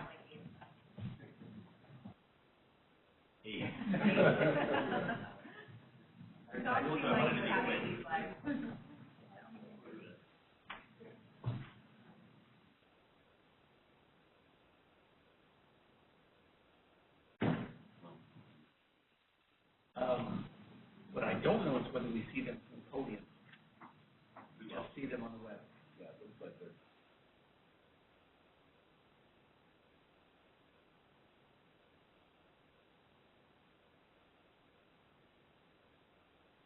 All right, we're switching to the next item on the agenda, which is the day-ahead market enhancements, and Don Trethway is going to kick things off. Are you jointly presenting this with Megan, or? We jointly developed it, so she'll be chiming in with answering questions as well, I'm assuming. And she takes the blame for any mistakes or opinions. No, that's me. Right. That's you. Okay. So first of all, I want to just walk through and get sort of an overview. You know, we're in the very early stages of this initiative in terms of what we're trying to accomplish by making these day-ahead enhancements. And then prior to this meeting, we did have conversations with the MSC, and you'll see at the end there was some topics that we wanted to just discuss and get their input on. And again, we're in the process right now of updating the straw proposal, which we'll be putting out next week. So currently, the way we run the day-ahead market is we sequentially perform the integrated forward market, where we clear against bid and demand, and then following that, we do a residual unit commitment process where if we identify that there's additional capacity that we want to be committed because the ISO's load forecast is higher than the cleared demand, we would then commit additional resources. So it's just looking in the upward direction. I would note that we do make an adjustment that to the extent that variable energy resources have underscheduled in the day-ahead market relative to our forecast of their output, we wouldn't go commit additional resources. We would basically decrease the amount that we could commit. And for those resources that do get a RUC award, they do then have a must-offer obligation to submit bids into the real-time market. So what this doesn't get us is the ability to ensure we have sufficient downward capability. We just have sufficient upward. So the day-ahead enhancements are really three elements, but they're all interrelated. The first is we want to move to 15-minute scheduling granularity in the day-ahead. This way we can address most of the ramping that's basically known. Right now, our day-ahead market assumes an hourly ramp between the midpoints of the 2 hours. This will allow us to schedule that more closely. And what that allows us to do is really isolate the imbalanced reserve that we're now introducing to the market to focus on the uncertainty between that 15-minute schedule and the start of the real-time market, which is the 15-minute market. Had we not gone to the 15-minute granularity, you would need to also ensure that you have sufficient bids to address that difference of moving from hourly to 15 minutes. And then lastly, by integrating the IFM and RUC into a single optimization, we're now able to simultaneously solve for meeting an upward and downward uncertainty around the ISO's load forecast, as well as bid and demand, and I have a picture that shows that. So under the new day-ahead market, so this is for a given 15-minute interval, the market will co-optimize the purple dotted line, the red dotted line, and the green line, and we'll simultaneously solve to meet those 3 points to ensure that we can, that bid and demand is met, and to ensure that we have sufficient capability to meet the upward and downward uncertainty. Don? Yep. How are you planning to do that? I mean, are you going to actually dispatch the resources to show that you can meet the upward? So we will be considering the ramp capability of that resource on a 15. Not just the ramp capability. I meant like the transmission constraints. So you do a dispatch. That's the plan. Okay, and then you'll do another dispatch for the lower level of the forecast. So we would ensure that what resources are awarded the upward and the downward, that we will ensure that that's capable to hit those 2 points and their IFM schedule. Yep. But the question is, are you actually going to do that by dispatching the system, or are you just buying reserves and up and down without actually doing the dispatch to verify that it's feasible? So you're saying whether or not we're going to ensure that the upward portion is within the transmission limits? I need to double check that back to George. The reason we came up with that design in 1995 is because the ABB came in and said they couldn't guarantee, they didn't have an algorithm that enabled them to test whether it was deliverable. They had thought, oh, we can just use reserves, and found out it didn't, that they didn't have the energy where they needed it, and that's why we came up with this cockamamie approach that is used, because it was the way you could say, okay, we actually will not have the lights go out. And that's, a core aspect of how, how are you going to deal with that? The audience, and you could do that at 2 levels. One is a static assessment, just saying, is the dispatch feasible given the network, without considering the operating point in the previous interval. And the more sophisticated one would be contingent modeling enhancement type of thing. Can you get there from another operating point, which for sure you're not doing. I know that you're not doing that. Well, you can do both, but yeah. You could do both. So since we're doing this in the day ahead, that might actually get really complicated, because you're going to have to somehow, if you really want it to be deliverable, you're going to have to model that without any virtuals, right?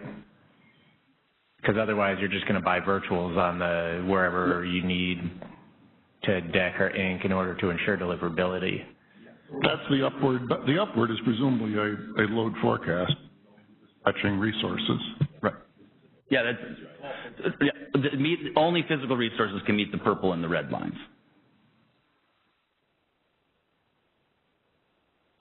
Paul Gribick, PG&E. I think you might want to talk to MISO people about this. I've been talking to them, and they model deliverability of their ancillary services, taking into account transmission constraints. You know, they spread the reserve requirements out and say, can we deliver this stuff? I believe they said that they were looking at deliverability of ramp product in a similar way. So it might be something worth reaching out to a few of them to bounce ideas back and forth. Just an idea. Thanks, Paul. I mean, I actually know a little bit about that, and you know, the MISO, like the CAISO rather, implemented the ramp product without the deliverability requirements, and as a result has a lot of ramp where it's not doing them any good. Right. And you know, you were at the MISO. You remember the problems we had with the reserves in places where it wasn't deliverable, and the operators had to manually make adjustments for that. So it's a hard issue. And you know, the thing is, I think about that's just the first step, because actually it was easier when you're just dealing with load forecast on, you know, versus bid and demand, because then you've got a load forecast. But it seems to me here, you know, if we really want to deal with that uncertainty, I mean, the uncertainty is also uncertainty about where the wind will be high or where the solar will be high or low, not just a single, you know, high forecast. It seems like it's potentially a lot more complicated. That's why I wanted to, I think it's important to start focusing on how that I mean, maybe the CAISO's got, you know, something worked out that's going to solve it, but I think that would be something we really ought to talk about. And just, you know, given the deliverability problems we had in FlexiRamp, we ought to make sure that this is going to have intended consequences, not unintended ones. So, Paul, I think the MISO approach is in an IEEE article. I think I saw something like that. Is it considering just one scenario of higher load, or is it considering several, alluding to the issue that Scott just brought up? I'm not sure which IEEE article you're referring to. I think one on there's something on deliverability. Okay, because I know they're looking at deliverability of their ramp product. And they looked at deliverability of ancillary services, and that was in the IEEE. That I would not recommend that model, because they were handcuffed by the operators, where they said they wanted pro rata deployment of reserves, which is kind of bad. Yeah. Whereas I know that they are looking at nodal deployment of the reserves, which would handle it much better. And I think that that's what they're trying to apply to the ramp product. And they're clearing in real time. They're clearing basically the demand forecast. Here, you'd clear bid and demand, and then the other demand would be the forecast demand, to make sure you have enough IRU and IRD to meet the actual forecast.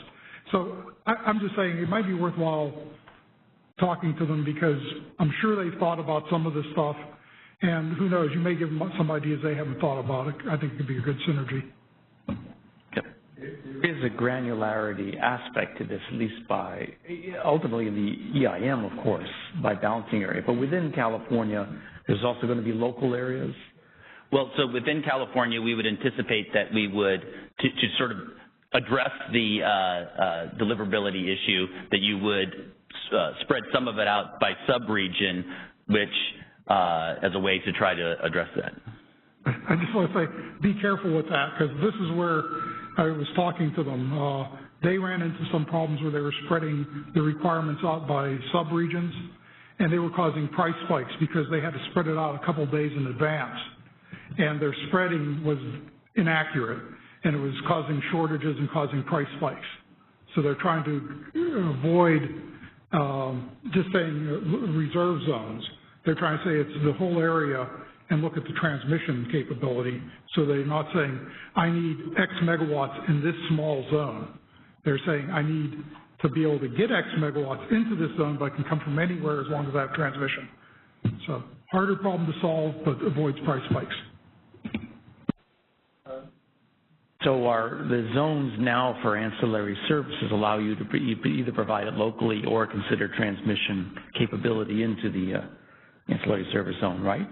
All this nested system. It's a nested system, but it's just to, it doesn't recognize the transmission limits associated with those individual zones. It just, by the fact that you've actually spread it out, you've decreased the possibility that you stranded it all.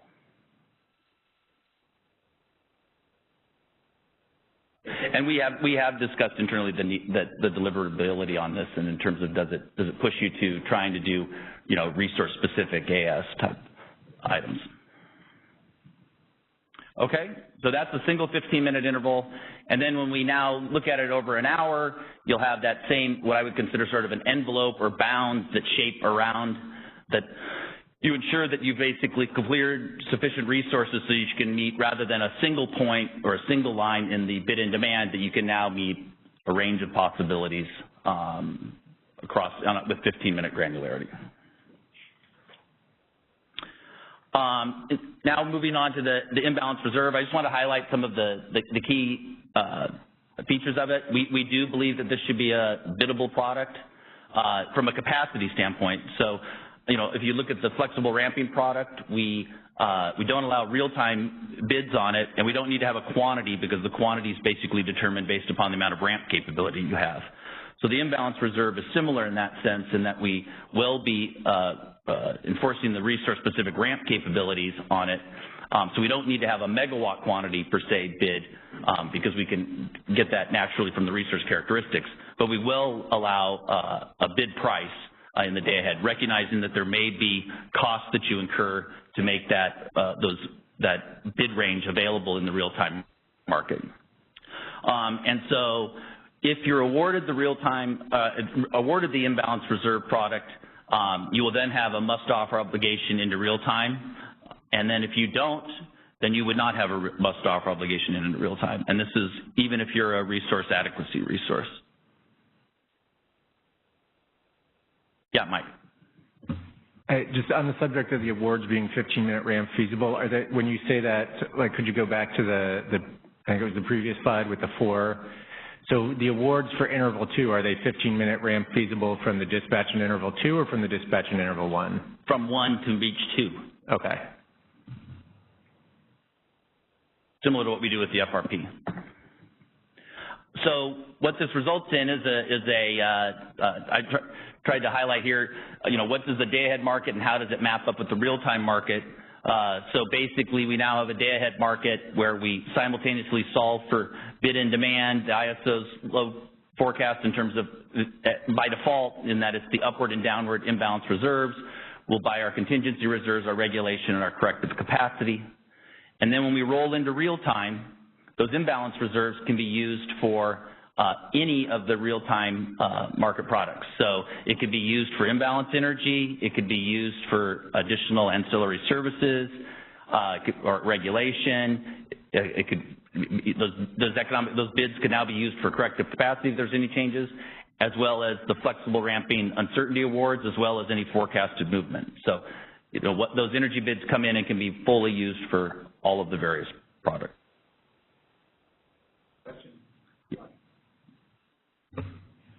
You said the capacity is going to be from ramping between intervals like FRP is. So for interval 1, how does that work? I'd have to get back to you on that one on how we would do the first interval. I see the point you're trying to.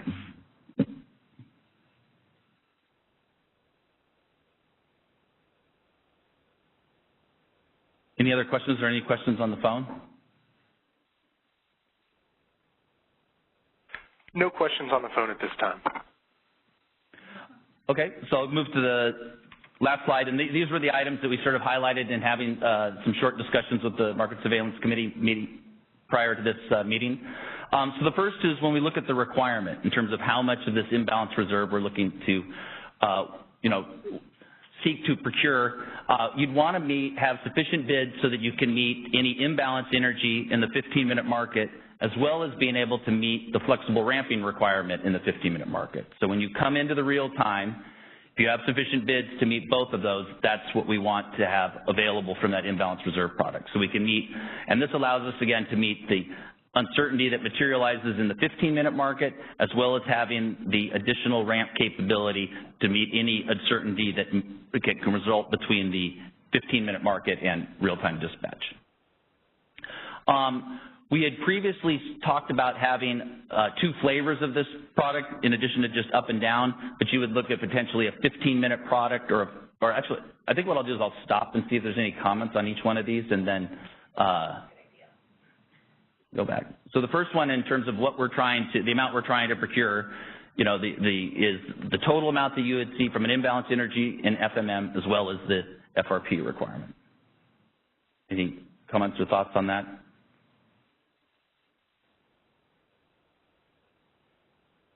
All right, well then we'll move to the more interesting one. So on this regional versus sub-regional requirements for the imbalance reserves, when we put the issue paper straw proposal out, we did sort of contemplate maybe the need for, in addition to having an upward and a downward product, that you would have a 15-minute version and a 5-minute version, where the 5-minute version could meet the 15-minute requirement. As we've talked about it more internally, we don't think we actually need to do that. We think we can have a single product. What you would do is you would set a regional requirement. That regional requirement can actually be met by both 15-minute and 5-minute resources, but then you would also have sub-regional requirements where you would, that would then be the 5-minute requirements that you would be. And so if we think about what was driving the requirement in the first bullet, that FMM imbalance, that can be met by anything that's 15-minute dispatchable. So interties can provide that, any 15-minute intertie can provide that. But with regards to the flexible ramping product uncertainty requirement, as we all know, only 5-minute dispatchable resources can do that. So what you would do is you would take your total requirement would be the sum of those, and that would be your regional requirement, and then you would set a sub-regional where you distribute the FRP internally.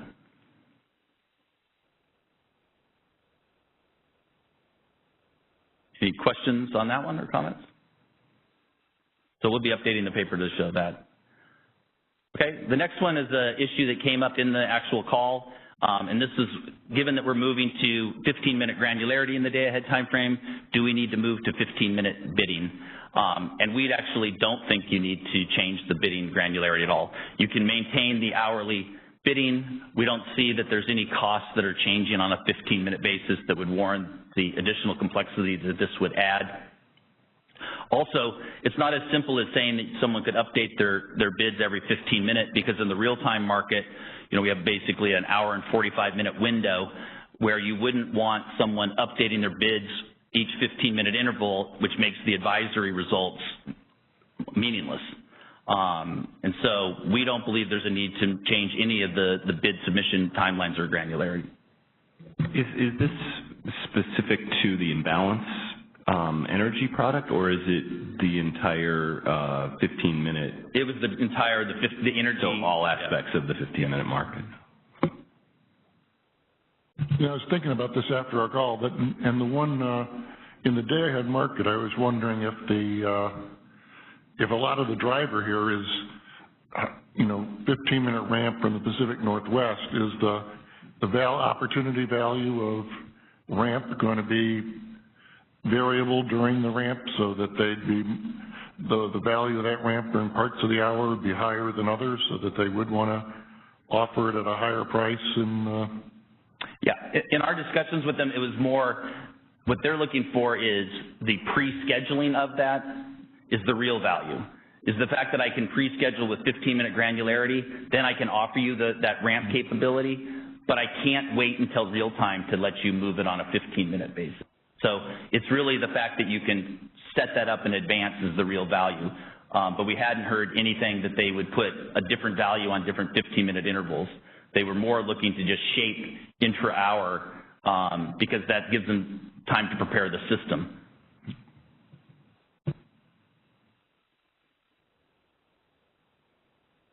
Any questions or comments on the phone? Yes, we just got one question on the phone lines. Caller, please go ahead. Your line has been unmuted. Hi, this is Carrie Bentley from the Western Power Trading Forum. So we were one of the people in our comments who suggested that the CAISO consider this. We weren't advocating for it, but we thought it was worthwhile to look into. And it was, Scott, because we see a lot more value, for example, in the first 15-minute interval than like the third one. And this is particularly true for the Northwest entities. So that's why we thought it would at least be worth looking into. Not just there's the opportunity cost, but significantly that first interval just has more ramping value, especially during, the increase of the deck. Carrie, this is Megan from the ISO. Can I ask a follow-up question on that? Sure. I don't know if I'll be able to answer since I'm just repeating what I heard. Do you think there's any correlation right now in having potentially more value in the first interval of the hour because we have significantly greater ramps between operating hours? So as you ramp into the first interval of the operating hour based on an hourly procurement in the day-ahead market, there may be more value in that as opposed to the third interval in which you're already set for the hour and cruising along. But if we go to this 15-minute scheduling granularity, that may be minimized, that significant ramp at the beginning of the operating hour is now minimized?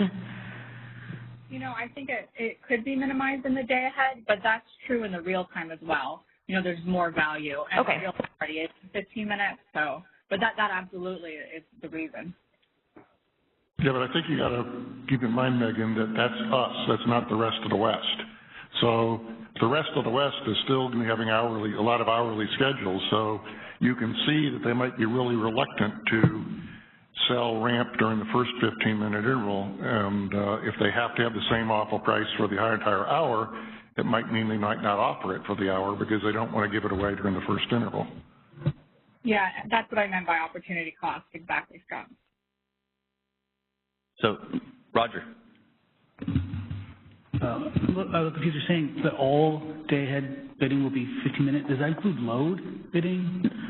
Well, if you went to where everyone submitted their bids 15-minute, we weren't differentiating between load and generation, that everyone would bid on a 15-minute basis. Right, wouldn't load be changing within the hour? So under what we proposed in the original, which is where we're staying, we would there's hourly bid submissions, but we would allow loads that are following a forecast to shape their schedules within an hour, similar to the way a renewable resource would shape their bids within the hour based upon their forecasted output. So would they submit bids hourly? Would they be like separate 15-minute bids, or would it be one bid price, say, one bid curve that's just truncated or something? Correct. Similar, right. So that's the way we've envisioned it, is that similar to the way we do the variable energy resources today in the real time, we use the forecast, and that changes the upper economic limit of their bid curve based upon their forecasted output. So it's kind of weird because, like,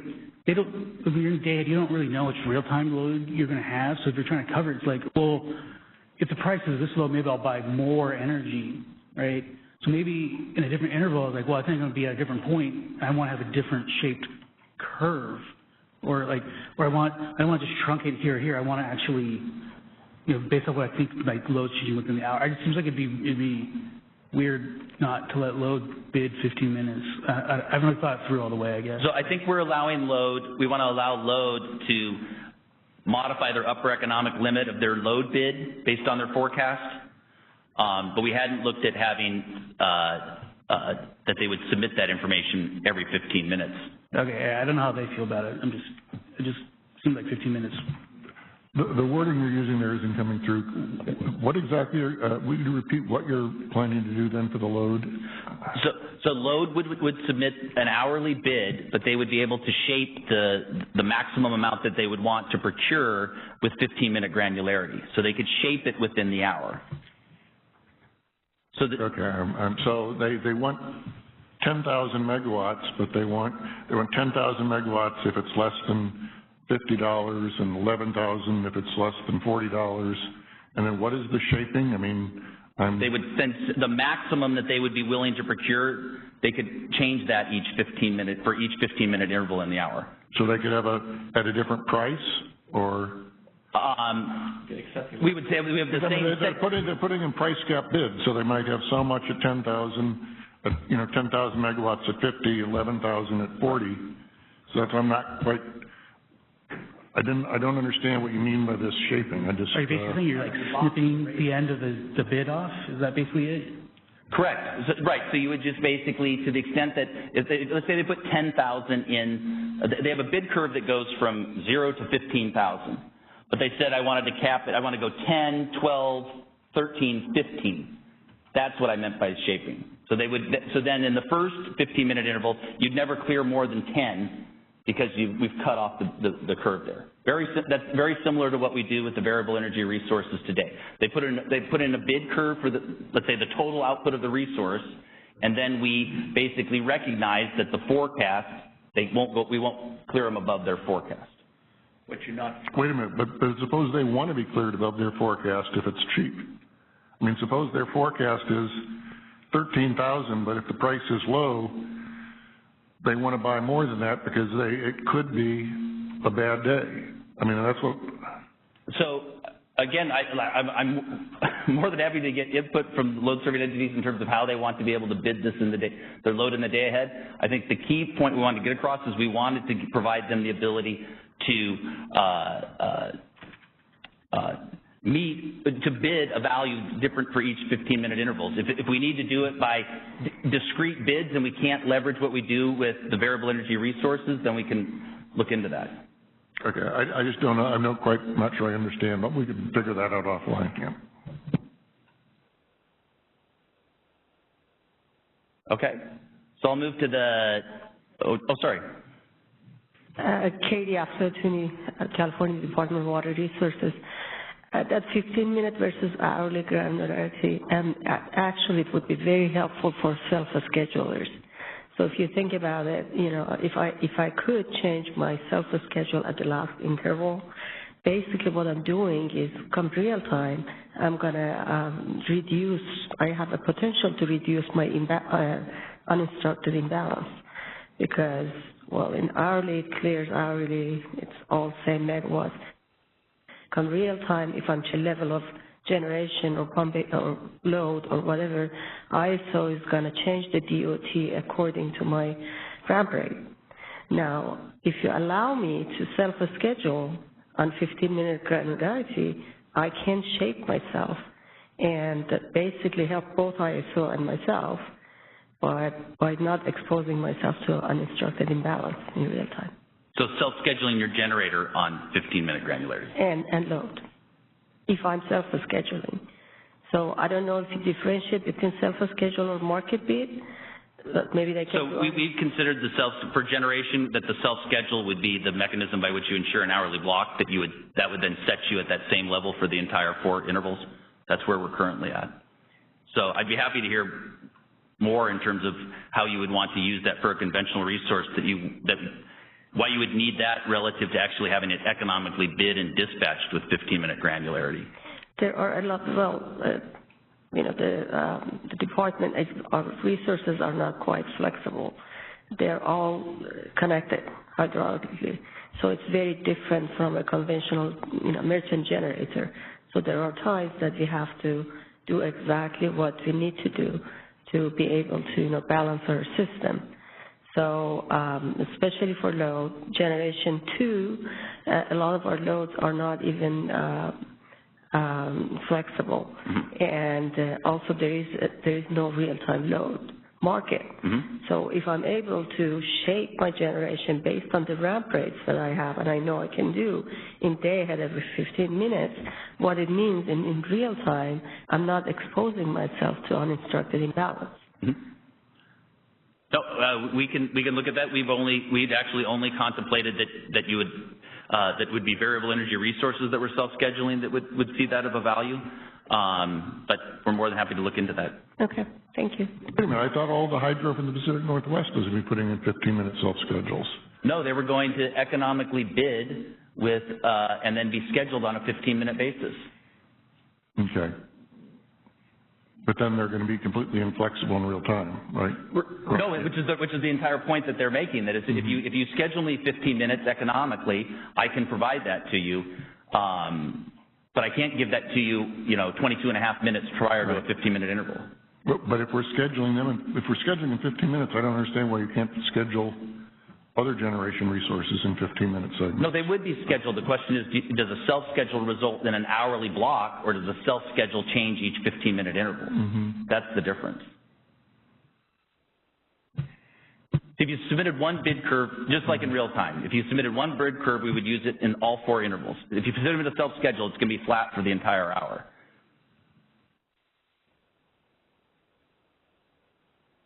Okay, anything on the phone? Okay, the next one is around penalty prices for the imbalance reserve procurement in the day-ahead time frame. So we, in the paper, highlighted that we want the imbalance reserve to be the lowest priority So we would forego spin, we would never forego spin or regulation or any of the ancillary services to meet this. The question then becomes, do you want to have a single penalty price that just ensures that you relax prior to those, you know, at the 247, similar to what we do at the peak of the flexible ramping product, or do you want to have steps into that? Maybe you're willing to relax 100 megawatts at $50, because if you were short one, you wouldn't want to jump all the way to $247. And so I think there's sort of two spectrums. There's the spectrum we had in there today, which is we just make sure that we ensure the correct priority relative to the ancillary services, or you could go all the way to a demand curve approach, which is what we do with the flexible ramping product. Or is there a middle ground we would want to where you actually set specific tiers, because you really wouldn't want to forego all of this and say, now nobody has a real-time must-offer obligation, I know I'm short. So I think there's probably something in the middle that we would want to look at. So why would we want to have a demand curve or stepped penalties for flexible ramping product and not for this? Why would we want to be inconsistent? I think it comes back to, let's say you determined it was too expensive to buy any of the imbalance reserves that you bought. Then you would have no resources with a real-time must-offer obligation. So is that a position you'd want to get into?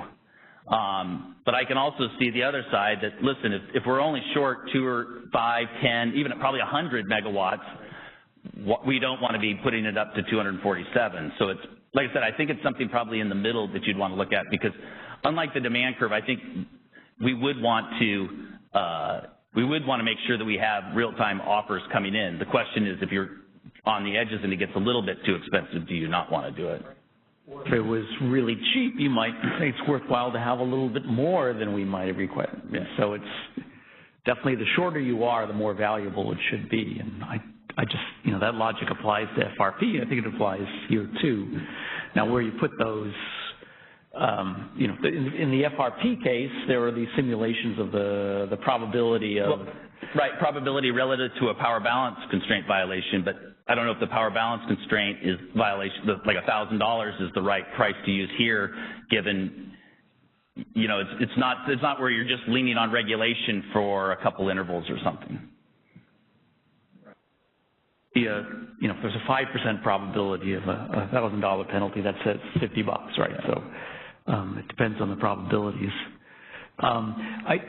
So it's hard to come up with a rationale for the precise values and, you know, the slope of this thing, but I have an even harder time to say, well, you know, FRP should be slope, but this should not be. So yeah, Dennis, so I think the question then becomes, how do you determine that the slope for the flexible ramping product is based upon the upward and downward power balance constraint relaxation parameter? I don't know if that's the right reference point for this. Yeah, and I mean, more conceptually, and we talked through this, sort of what does it mean to be running out of, to miss this target by 1 megawatt in the day-ahead market, given that this is already covering a sort of contingency or an uncertainty in the following. It's not true scarcity, it's sort of a probabilistic sense of scarcity, and so what's the right price for that? It seems like stepping it up to 250 when we miss it by 1 megawatt is extreme if we're trying to think through what the purpose of that higher price would be. Okay. The next one is around energy bidding flexibility between the day-ahead and real-time market when you have an imbalance reserve. So again, remember the way it works is that only resources that have an imbalance reserve would have a must-offer obligation. So are there concerns that a resource would get an imbalance reserve award and then increase its bids into real time because they know that the bid stack is significantly less than what it was day ahead? That's sort of the one end of the scary spectrum. The other is that we've been continuously trying to work on providing more and more flexibility for resources to reflect their actual costs. And so that, you know, one of the ways that you could try to address that is to say, well, you can't change your the concern that I discussed earlier. You know, you can't change your energy bids for the bid curve portion that you were awarded the imbalance reserves. But again, then you're running the risk that their costs could change and you haven't actually had that reflected in. And so the question comes down, is this actually is that scenario where everyone changes their bids to $1,000, is that a realistic scenario? It would assume that there's system market power in that case, I would argue, and to the extent that there's local, you would expect mitigation to pick it up and they would go back to their DEBs anyways. So I think we're leaning where we were in the original paper, that you would maintain that bidding flexibility to where there to the extent that their costs have changed, they can reflect that in their changes their energy bid prices. You hope that LMPM picks up any abuses. This is something that would have to be watched pretty closely to make sure that that actually works. Jim? Yeah, well, I was going to say the only other, dimension to think about is the sort of distribution of ramp-capable generation and whether there's some sort of concentration of ownership of rampable stuff. And 15 minutes probably, as the time frame gets shorter and shorter, that sort of thing becomes more and more of a potential concern. But maybe for 15 minutes, it's since every energize can move on it. Yeah. So this is not exactly on this topic, but it's not entirely unrelated. So there's no, just like the flexible ramping product, there's no consideration of what the energy bid is when selected. So if we have two resources that could provide this IR up, and they have exactly the same capacity cost, but one has a different energy cost than the other, we're not going to use that as a tiebreaker or even weight that at all, much less weighted by the probability that we'd actually use it or anything of that sort. This is not a stochastic program. Yeah, we hadn't contemplated that. You would expect, though, that to the extent that they were both held out of merit, that then the opportunity cost would be reflective of those different energy bid prices. But if you're just clearing to where the opportunity cost doesn't flow in, you're correct that you would just take the lower priced one, regardless of what the energy price is. And that's certainly the right thing to do with something like spin, where there's only a very small probability you're going to activate it. But with FRP or this, if there's a reasonably high probability of using it, 50% chance. Yeah, we're not going to do a stochastic program, but it's an issue we've talked about before. And when I've done analyses of where flexible ramping product can fall way short of a full stochastic programming solution, it's because of issues like this coming up. That is not saying that in practice it's falling short of that, but it's a concern with me, and it's something that maybe most of the 15-minute capable resources are going to have similar costs. One could hope for something like that, but anyway, this is something that I worry about. This might, lock us into, if we consistently choosing high-cost IR resources, high cost to run energy resources, and passing over much lower cost ones because of a slight difference in capacity bids or opportunity costs, that could be pretty wasteful. Simulations might show you how often you draw on But if that was a big problem, wouldn't you expect then even people who didn't have an imbalance reserve award to come in and self-provide their own bid because they recognize that You mean their own energy bid? Right. In real time? Yeah, even though they didn't have an imbalance reserve award. That would make it, okay, that adds some contestability.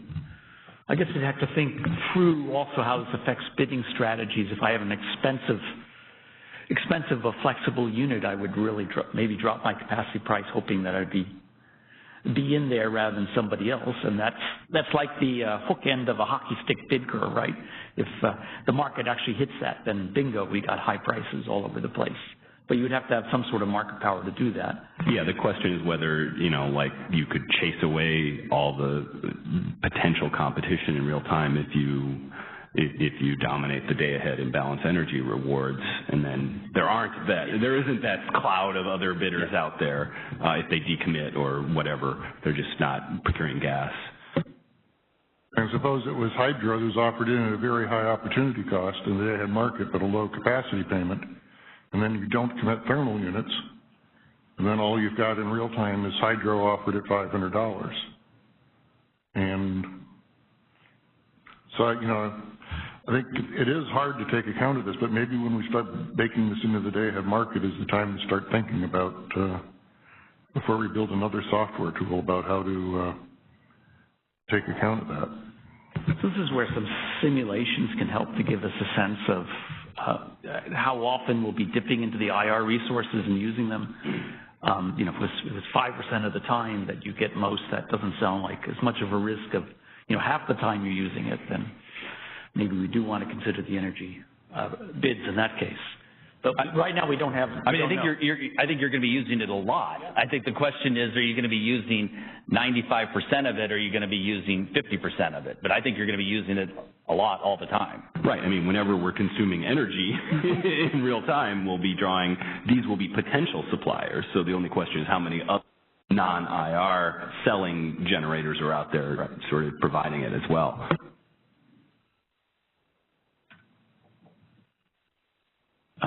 Let's see. Yep, there's a hand up.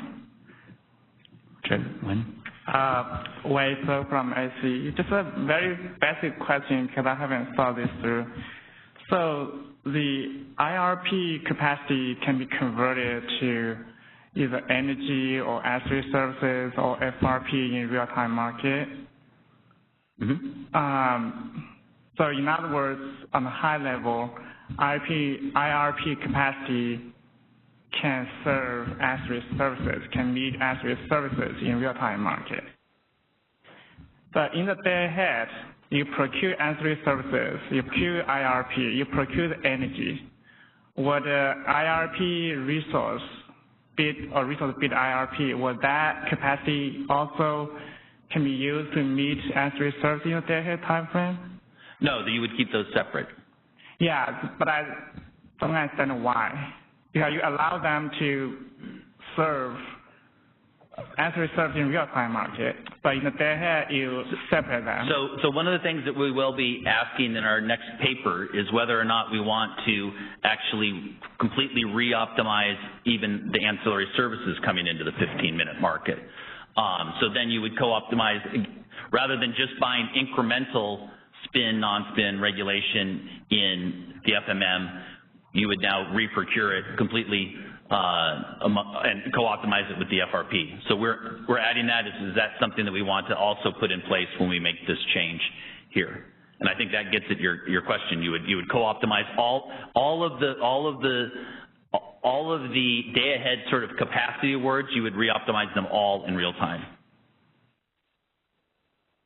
And on the long run, do you expect, is there any relationship between the IRP price, FRP price, ancillary service prices? One would be more economic or cheaper than the other, or is there any relationship you would expect over a long, say, over a season, over a year? Yeah, I think it depends on what you're actually going to say that the product's responsible for doing, and how you actually, and as Jim's saying, how you actually settle it.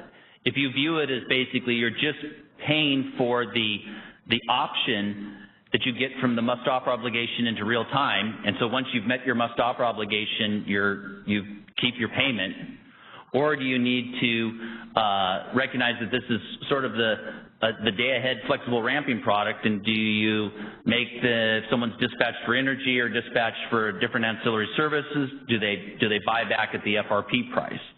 But I think that's where it gets back to, how you would want to treat that. And that's the last sort of discussion, which is probably the longer one we wanted to have with the MSC on this. I think we had initially considered it to be, and we've even debated this internally, but the way I've looked at it is really all I'm doing is I want to pay resources so that I can get a must-offer obligation into real time. And once I've got that, then that's the service I asked for, and you would be compensated for it. But I can also see the argument that this does look a lot like flexible ramping product. So if you are converted, it would make sense to convert it to energy. It would make sense that you bought back at the FRP price.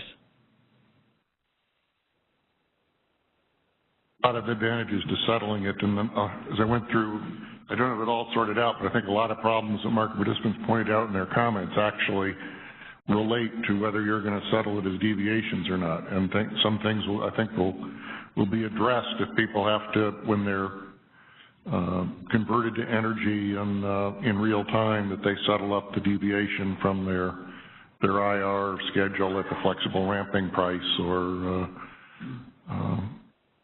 we'll need some time to think about that, but I think that's something we ought to work through.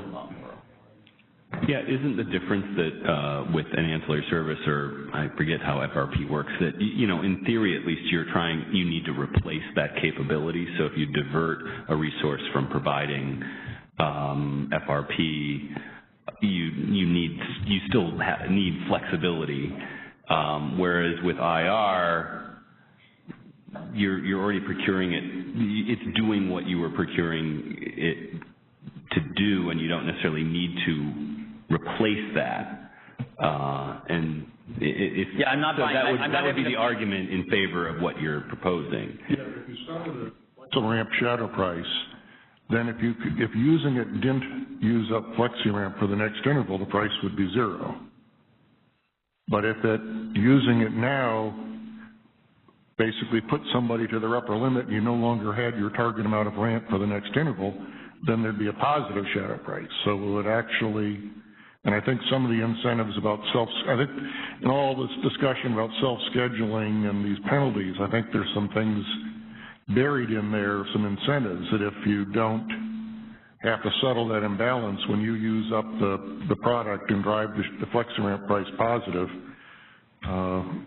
it's going to create some funny incentives. But I think as long as we're not ramp constrained and using you up doesn't cause a penalty price on FlexiRamp, we've still got all we want, then the price would be zero, and yeah, we wouldn't charge you anything. But if using up a resource did, then... And for the non-energy opportunity costs that you need to in order for you to make that must-offer obligation, you're still fully compensated because the day-ahead price has compensated you for that. Mm-hmm. Mike, did you have a comment? Yeah, so I mean, we haven't seen any of the math or any of the real details behind this, but as we're talking through this, if the requirement is set to meet some kind of imbalance energy need plus the FRP requirement, then talking about sort of receiving the imbalance reserve payment in day ahead and then maybe having to buy it back at the FRP price in real time, the FRP requirement then by definition is going to be smaller, right? So that shadow price is likely to be smaller, so I don't know.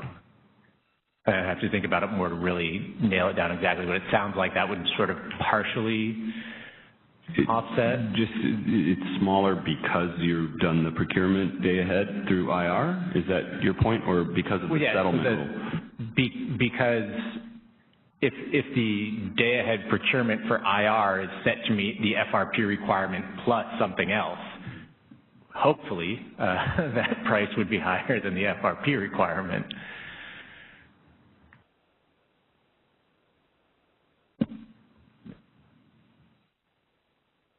Because you have sufficient bids to where you won't have to do an out-of-merit dispatch.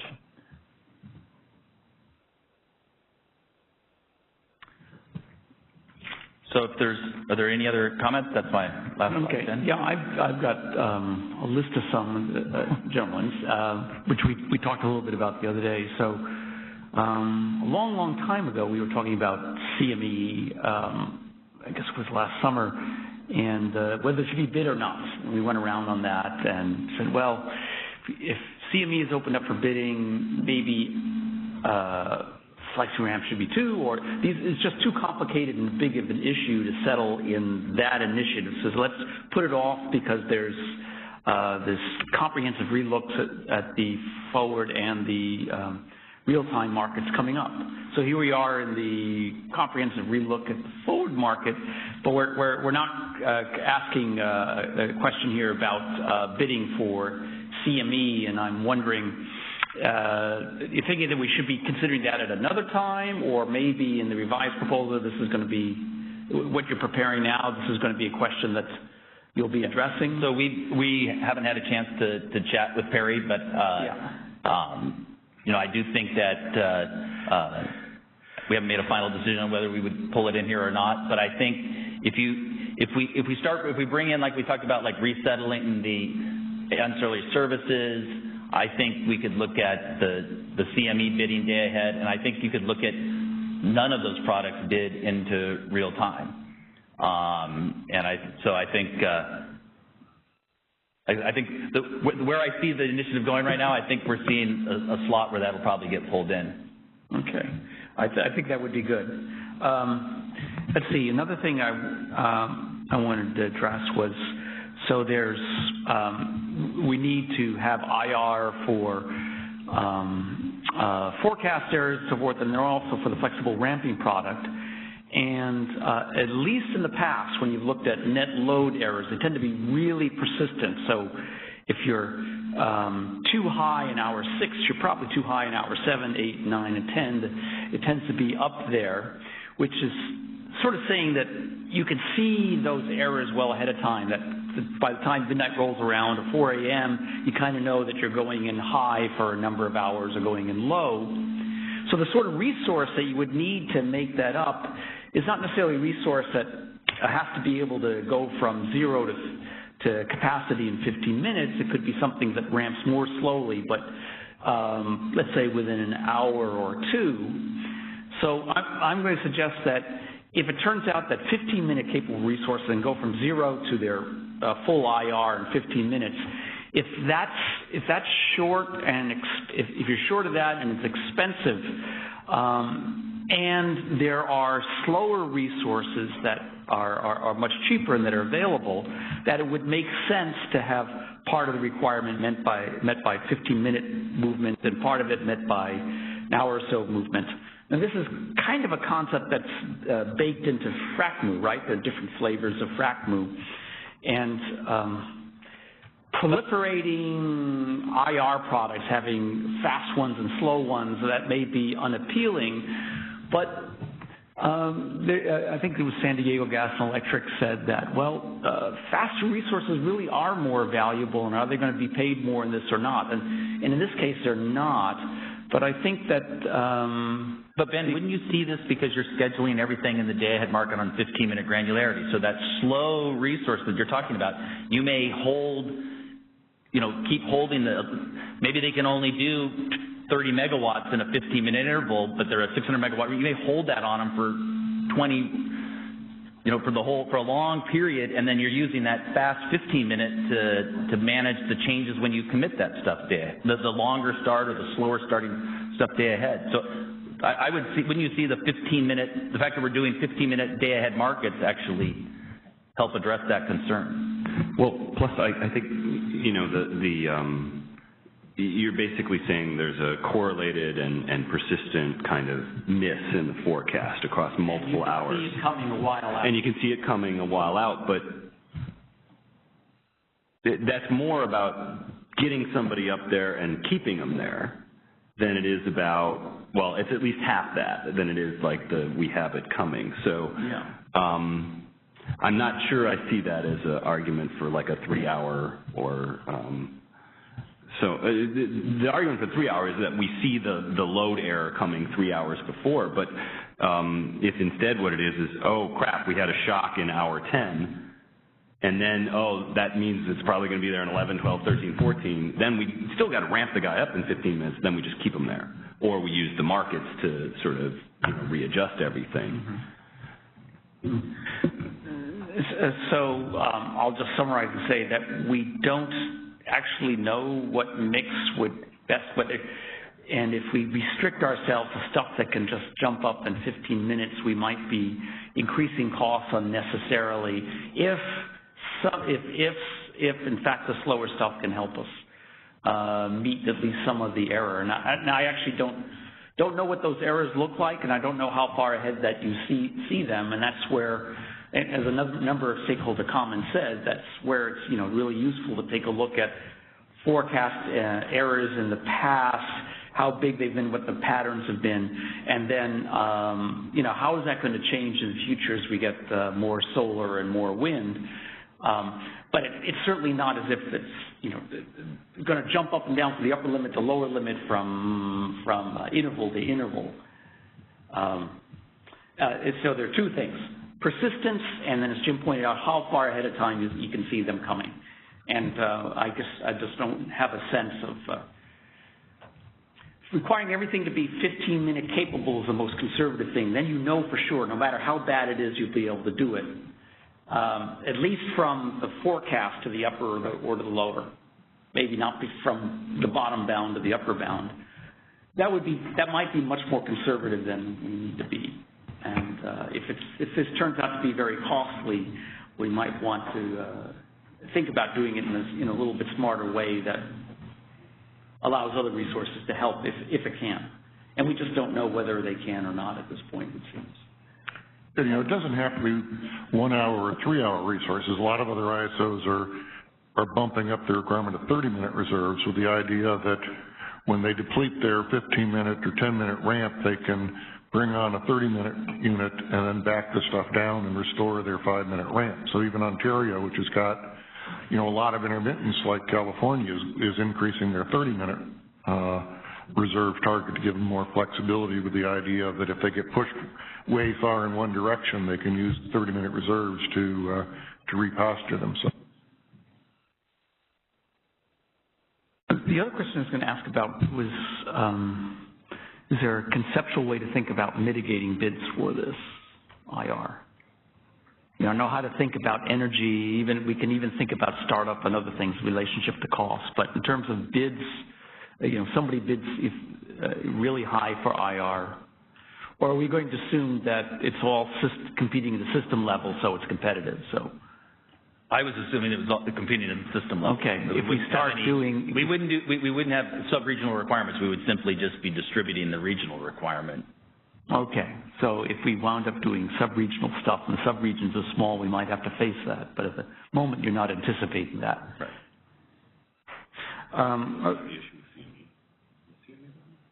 There's a little bit of difference here that we want to realize you're passing by, because today in a day-ahead market, when you clear it, you're not clearing the forecast load. You're doing a forecast load pass, but you're not clearing the market based on that. So the reality is, in the market pass, people are putting in price-capped load bids. So you're not going to get the price driven to $247 because LSEs aren't going to put in that high a bid. But so you got to realize the dynamics are going to be a little bit different here. That's right. If you're actually clearing this up to basically your forecast at a $247 penalty price, the dynamics are quite a bit different than what we see today, I think. Victor. Vic Kruger, San Diego Gas and Electric. I had a question about in the day-ahead market, especially like when you've been having overgeneration day after day and you're trying to set up for the next day, and we're putting this new burden on the day-ahead market, both in the up direction and down direction with P-min burdens and everything else. Have we looked into the possibility that we're creating infeasible solutions, that we can't acquire both the IR up and the IR down we need, that they're incompatible, that you're going to oscillate between two system topologies or dispatch scenarios such that you're causing problems that we don't have right now because we're just shooting for the middle ground and we're taking care of it in real time, but you're doing it day ahead. Are we setting ourselves up for failure in the day ahead market? I don't have any idea. I think you have to do some trial runs. So I think this is actually why you wouldn't want to cover uncertainty just in one direction, because then let's say we said, right now RUC will procure for incremental to the ISO's load forecast, but if you wanted to say, let's go incremental plus a big forecast error, not having sort of a downward requirement would cause exactly what you said. You just go commit a bunch of stuff to solve that, and you've exacerbated your P-min burden. So I think this is why you actually need to have both if you're going to do this, because you want to be able to see that consideration, that if you put one resource on to go up, that you recognize that it may drive more, the need for more the other side of the product. Yeah, my concern is if I want to have all my combined cycle units giving you your upward ramp capability, that is minimizing my downward ramping ability. That's right. It goes to the discussion we're having about penalty prices. It's another reason why we might want to have a range of penalty prices, and they're not all $247 up and down, so that when we get into this kind of near infeasibility, we don't get into a real bizarre solution because of these high penalty prices, and one of them's $10 and one's, $80, and we choose a reasonable compromise between the two, outcomes.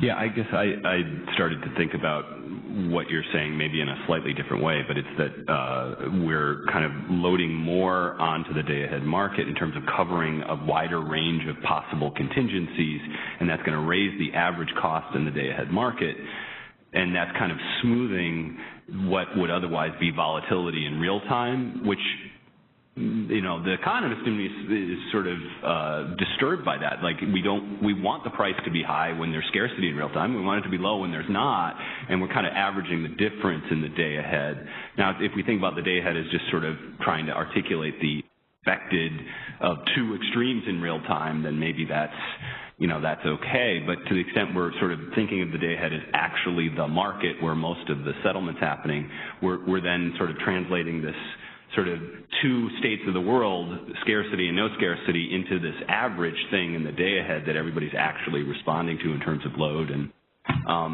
that, I guess that gives me a little bit of concern, which is, I think, penalties that are sort of stepped up is one way to try to address that. But I think the argument in favor of trying to do it this way is that you're actually lowering the cost of meeting those extreme events when they happen.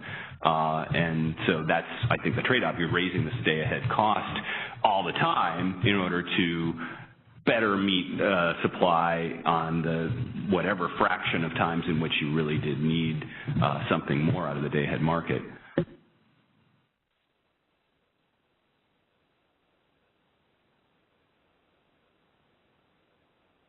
So one last question is about testing, and how much do you think there'll be in the sense of understanding the impact of this on prices, the sort of questions that have been raised, and which resources are used, and how big the IRU and IRD requirements should be, that sort of thing. I know this is an accelerated timeline. We're thinking July board. That's what the roadmap said. That's what the roadmap said. Do you anticipate any sort of simulation type testing, or? I wouldn't say anything outside of what we normally do, where we, as part of our implementation prior to going live, we run it through phases. We are in the process of gathering data in terms of how much we've observed from an imbalance standpoint. We talked about how much imbalance do we see between the ISO's RUC forecast, basically, and what we see in FMM, and recognizing that we should linearize those, so we linearize them so we can get a true estimate of sort of 15 to 15, and then we've already got what our FRP requirements are, so we're putting that together, and that'll be in the next paper.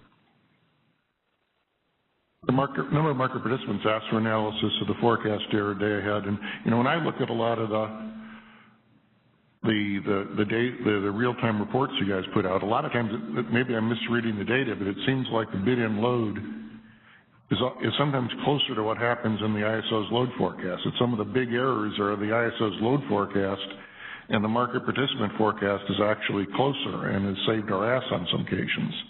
So I don't think we want to. It's good to see what the data is, because I just look at it, now and then, and I might not have a true impression, but I think it's important to get a sense of the accuracy of the forecast relative to what's coming out of the day-ahead market. Yeah, I think one of the stakeholders exactly asked that question as to, if you compare bid-in load and what clears versus the forecast, which tends to be closer to the actual realizations. Is it very rare that what clears day ahead is closer, or does it often happen and we're getting useful information from that? It'd be great to know. Yeah, so we have sort of pulled in a bunch of the market performance and planning forum stuff on the forecast error stuff. I think doing that direct analysis between who's more accurate in a given interval type stuff, that's something we would have to add on and do. That would be discouraging, well, in the sense that if we build the IR around the forecast, if it turned out that what clears is actually closer to what's realized, then it would suggest that, well, maybe we shouldn't be building around the forecast. So that'll be useful information. Let's see if there's more questions, comments within the room, and then we'll turn to the lines.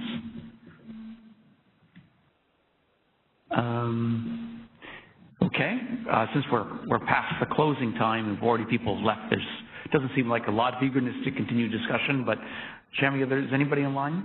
The operator? Operator, are there any questions on the line? And as a quick reminder, if you'd like to ask a question, please press pound 2 on your telephone keypad to enter the question queue.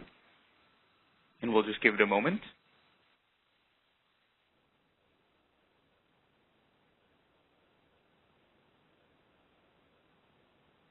And we have no questions on the line.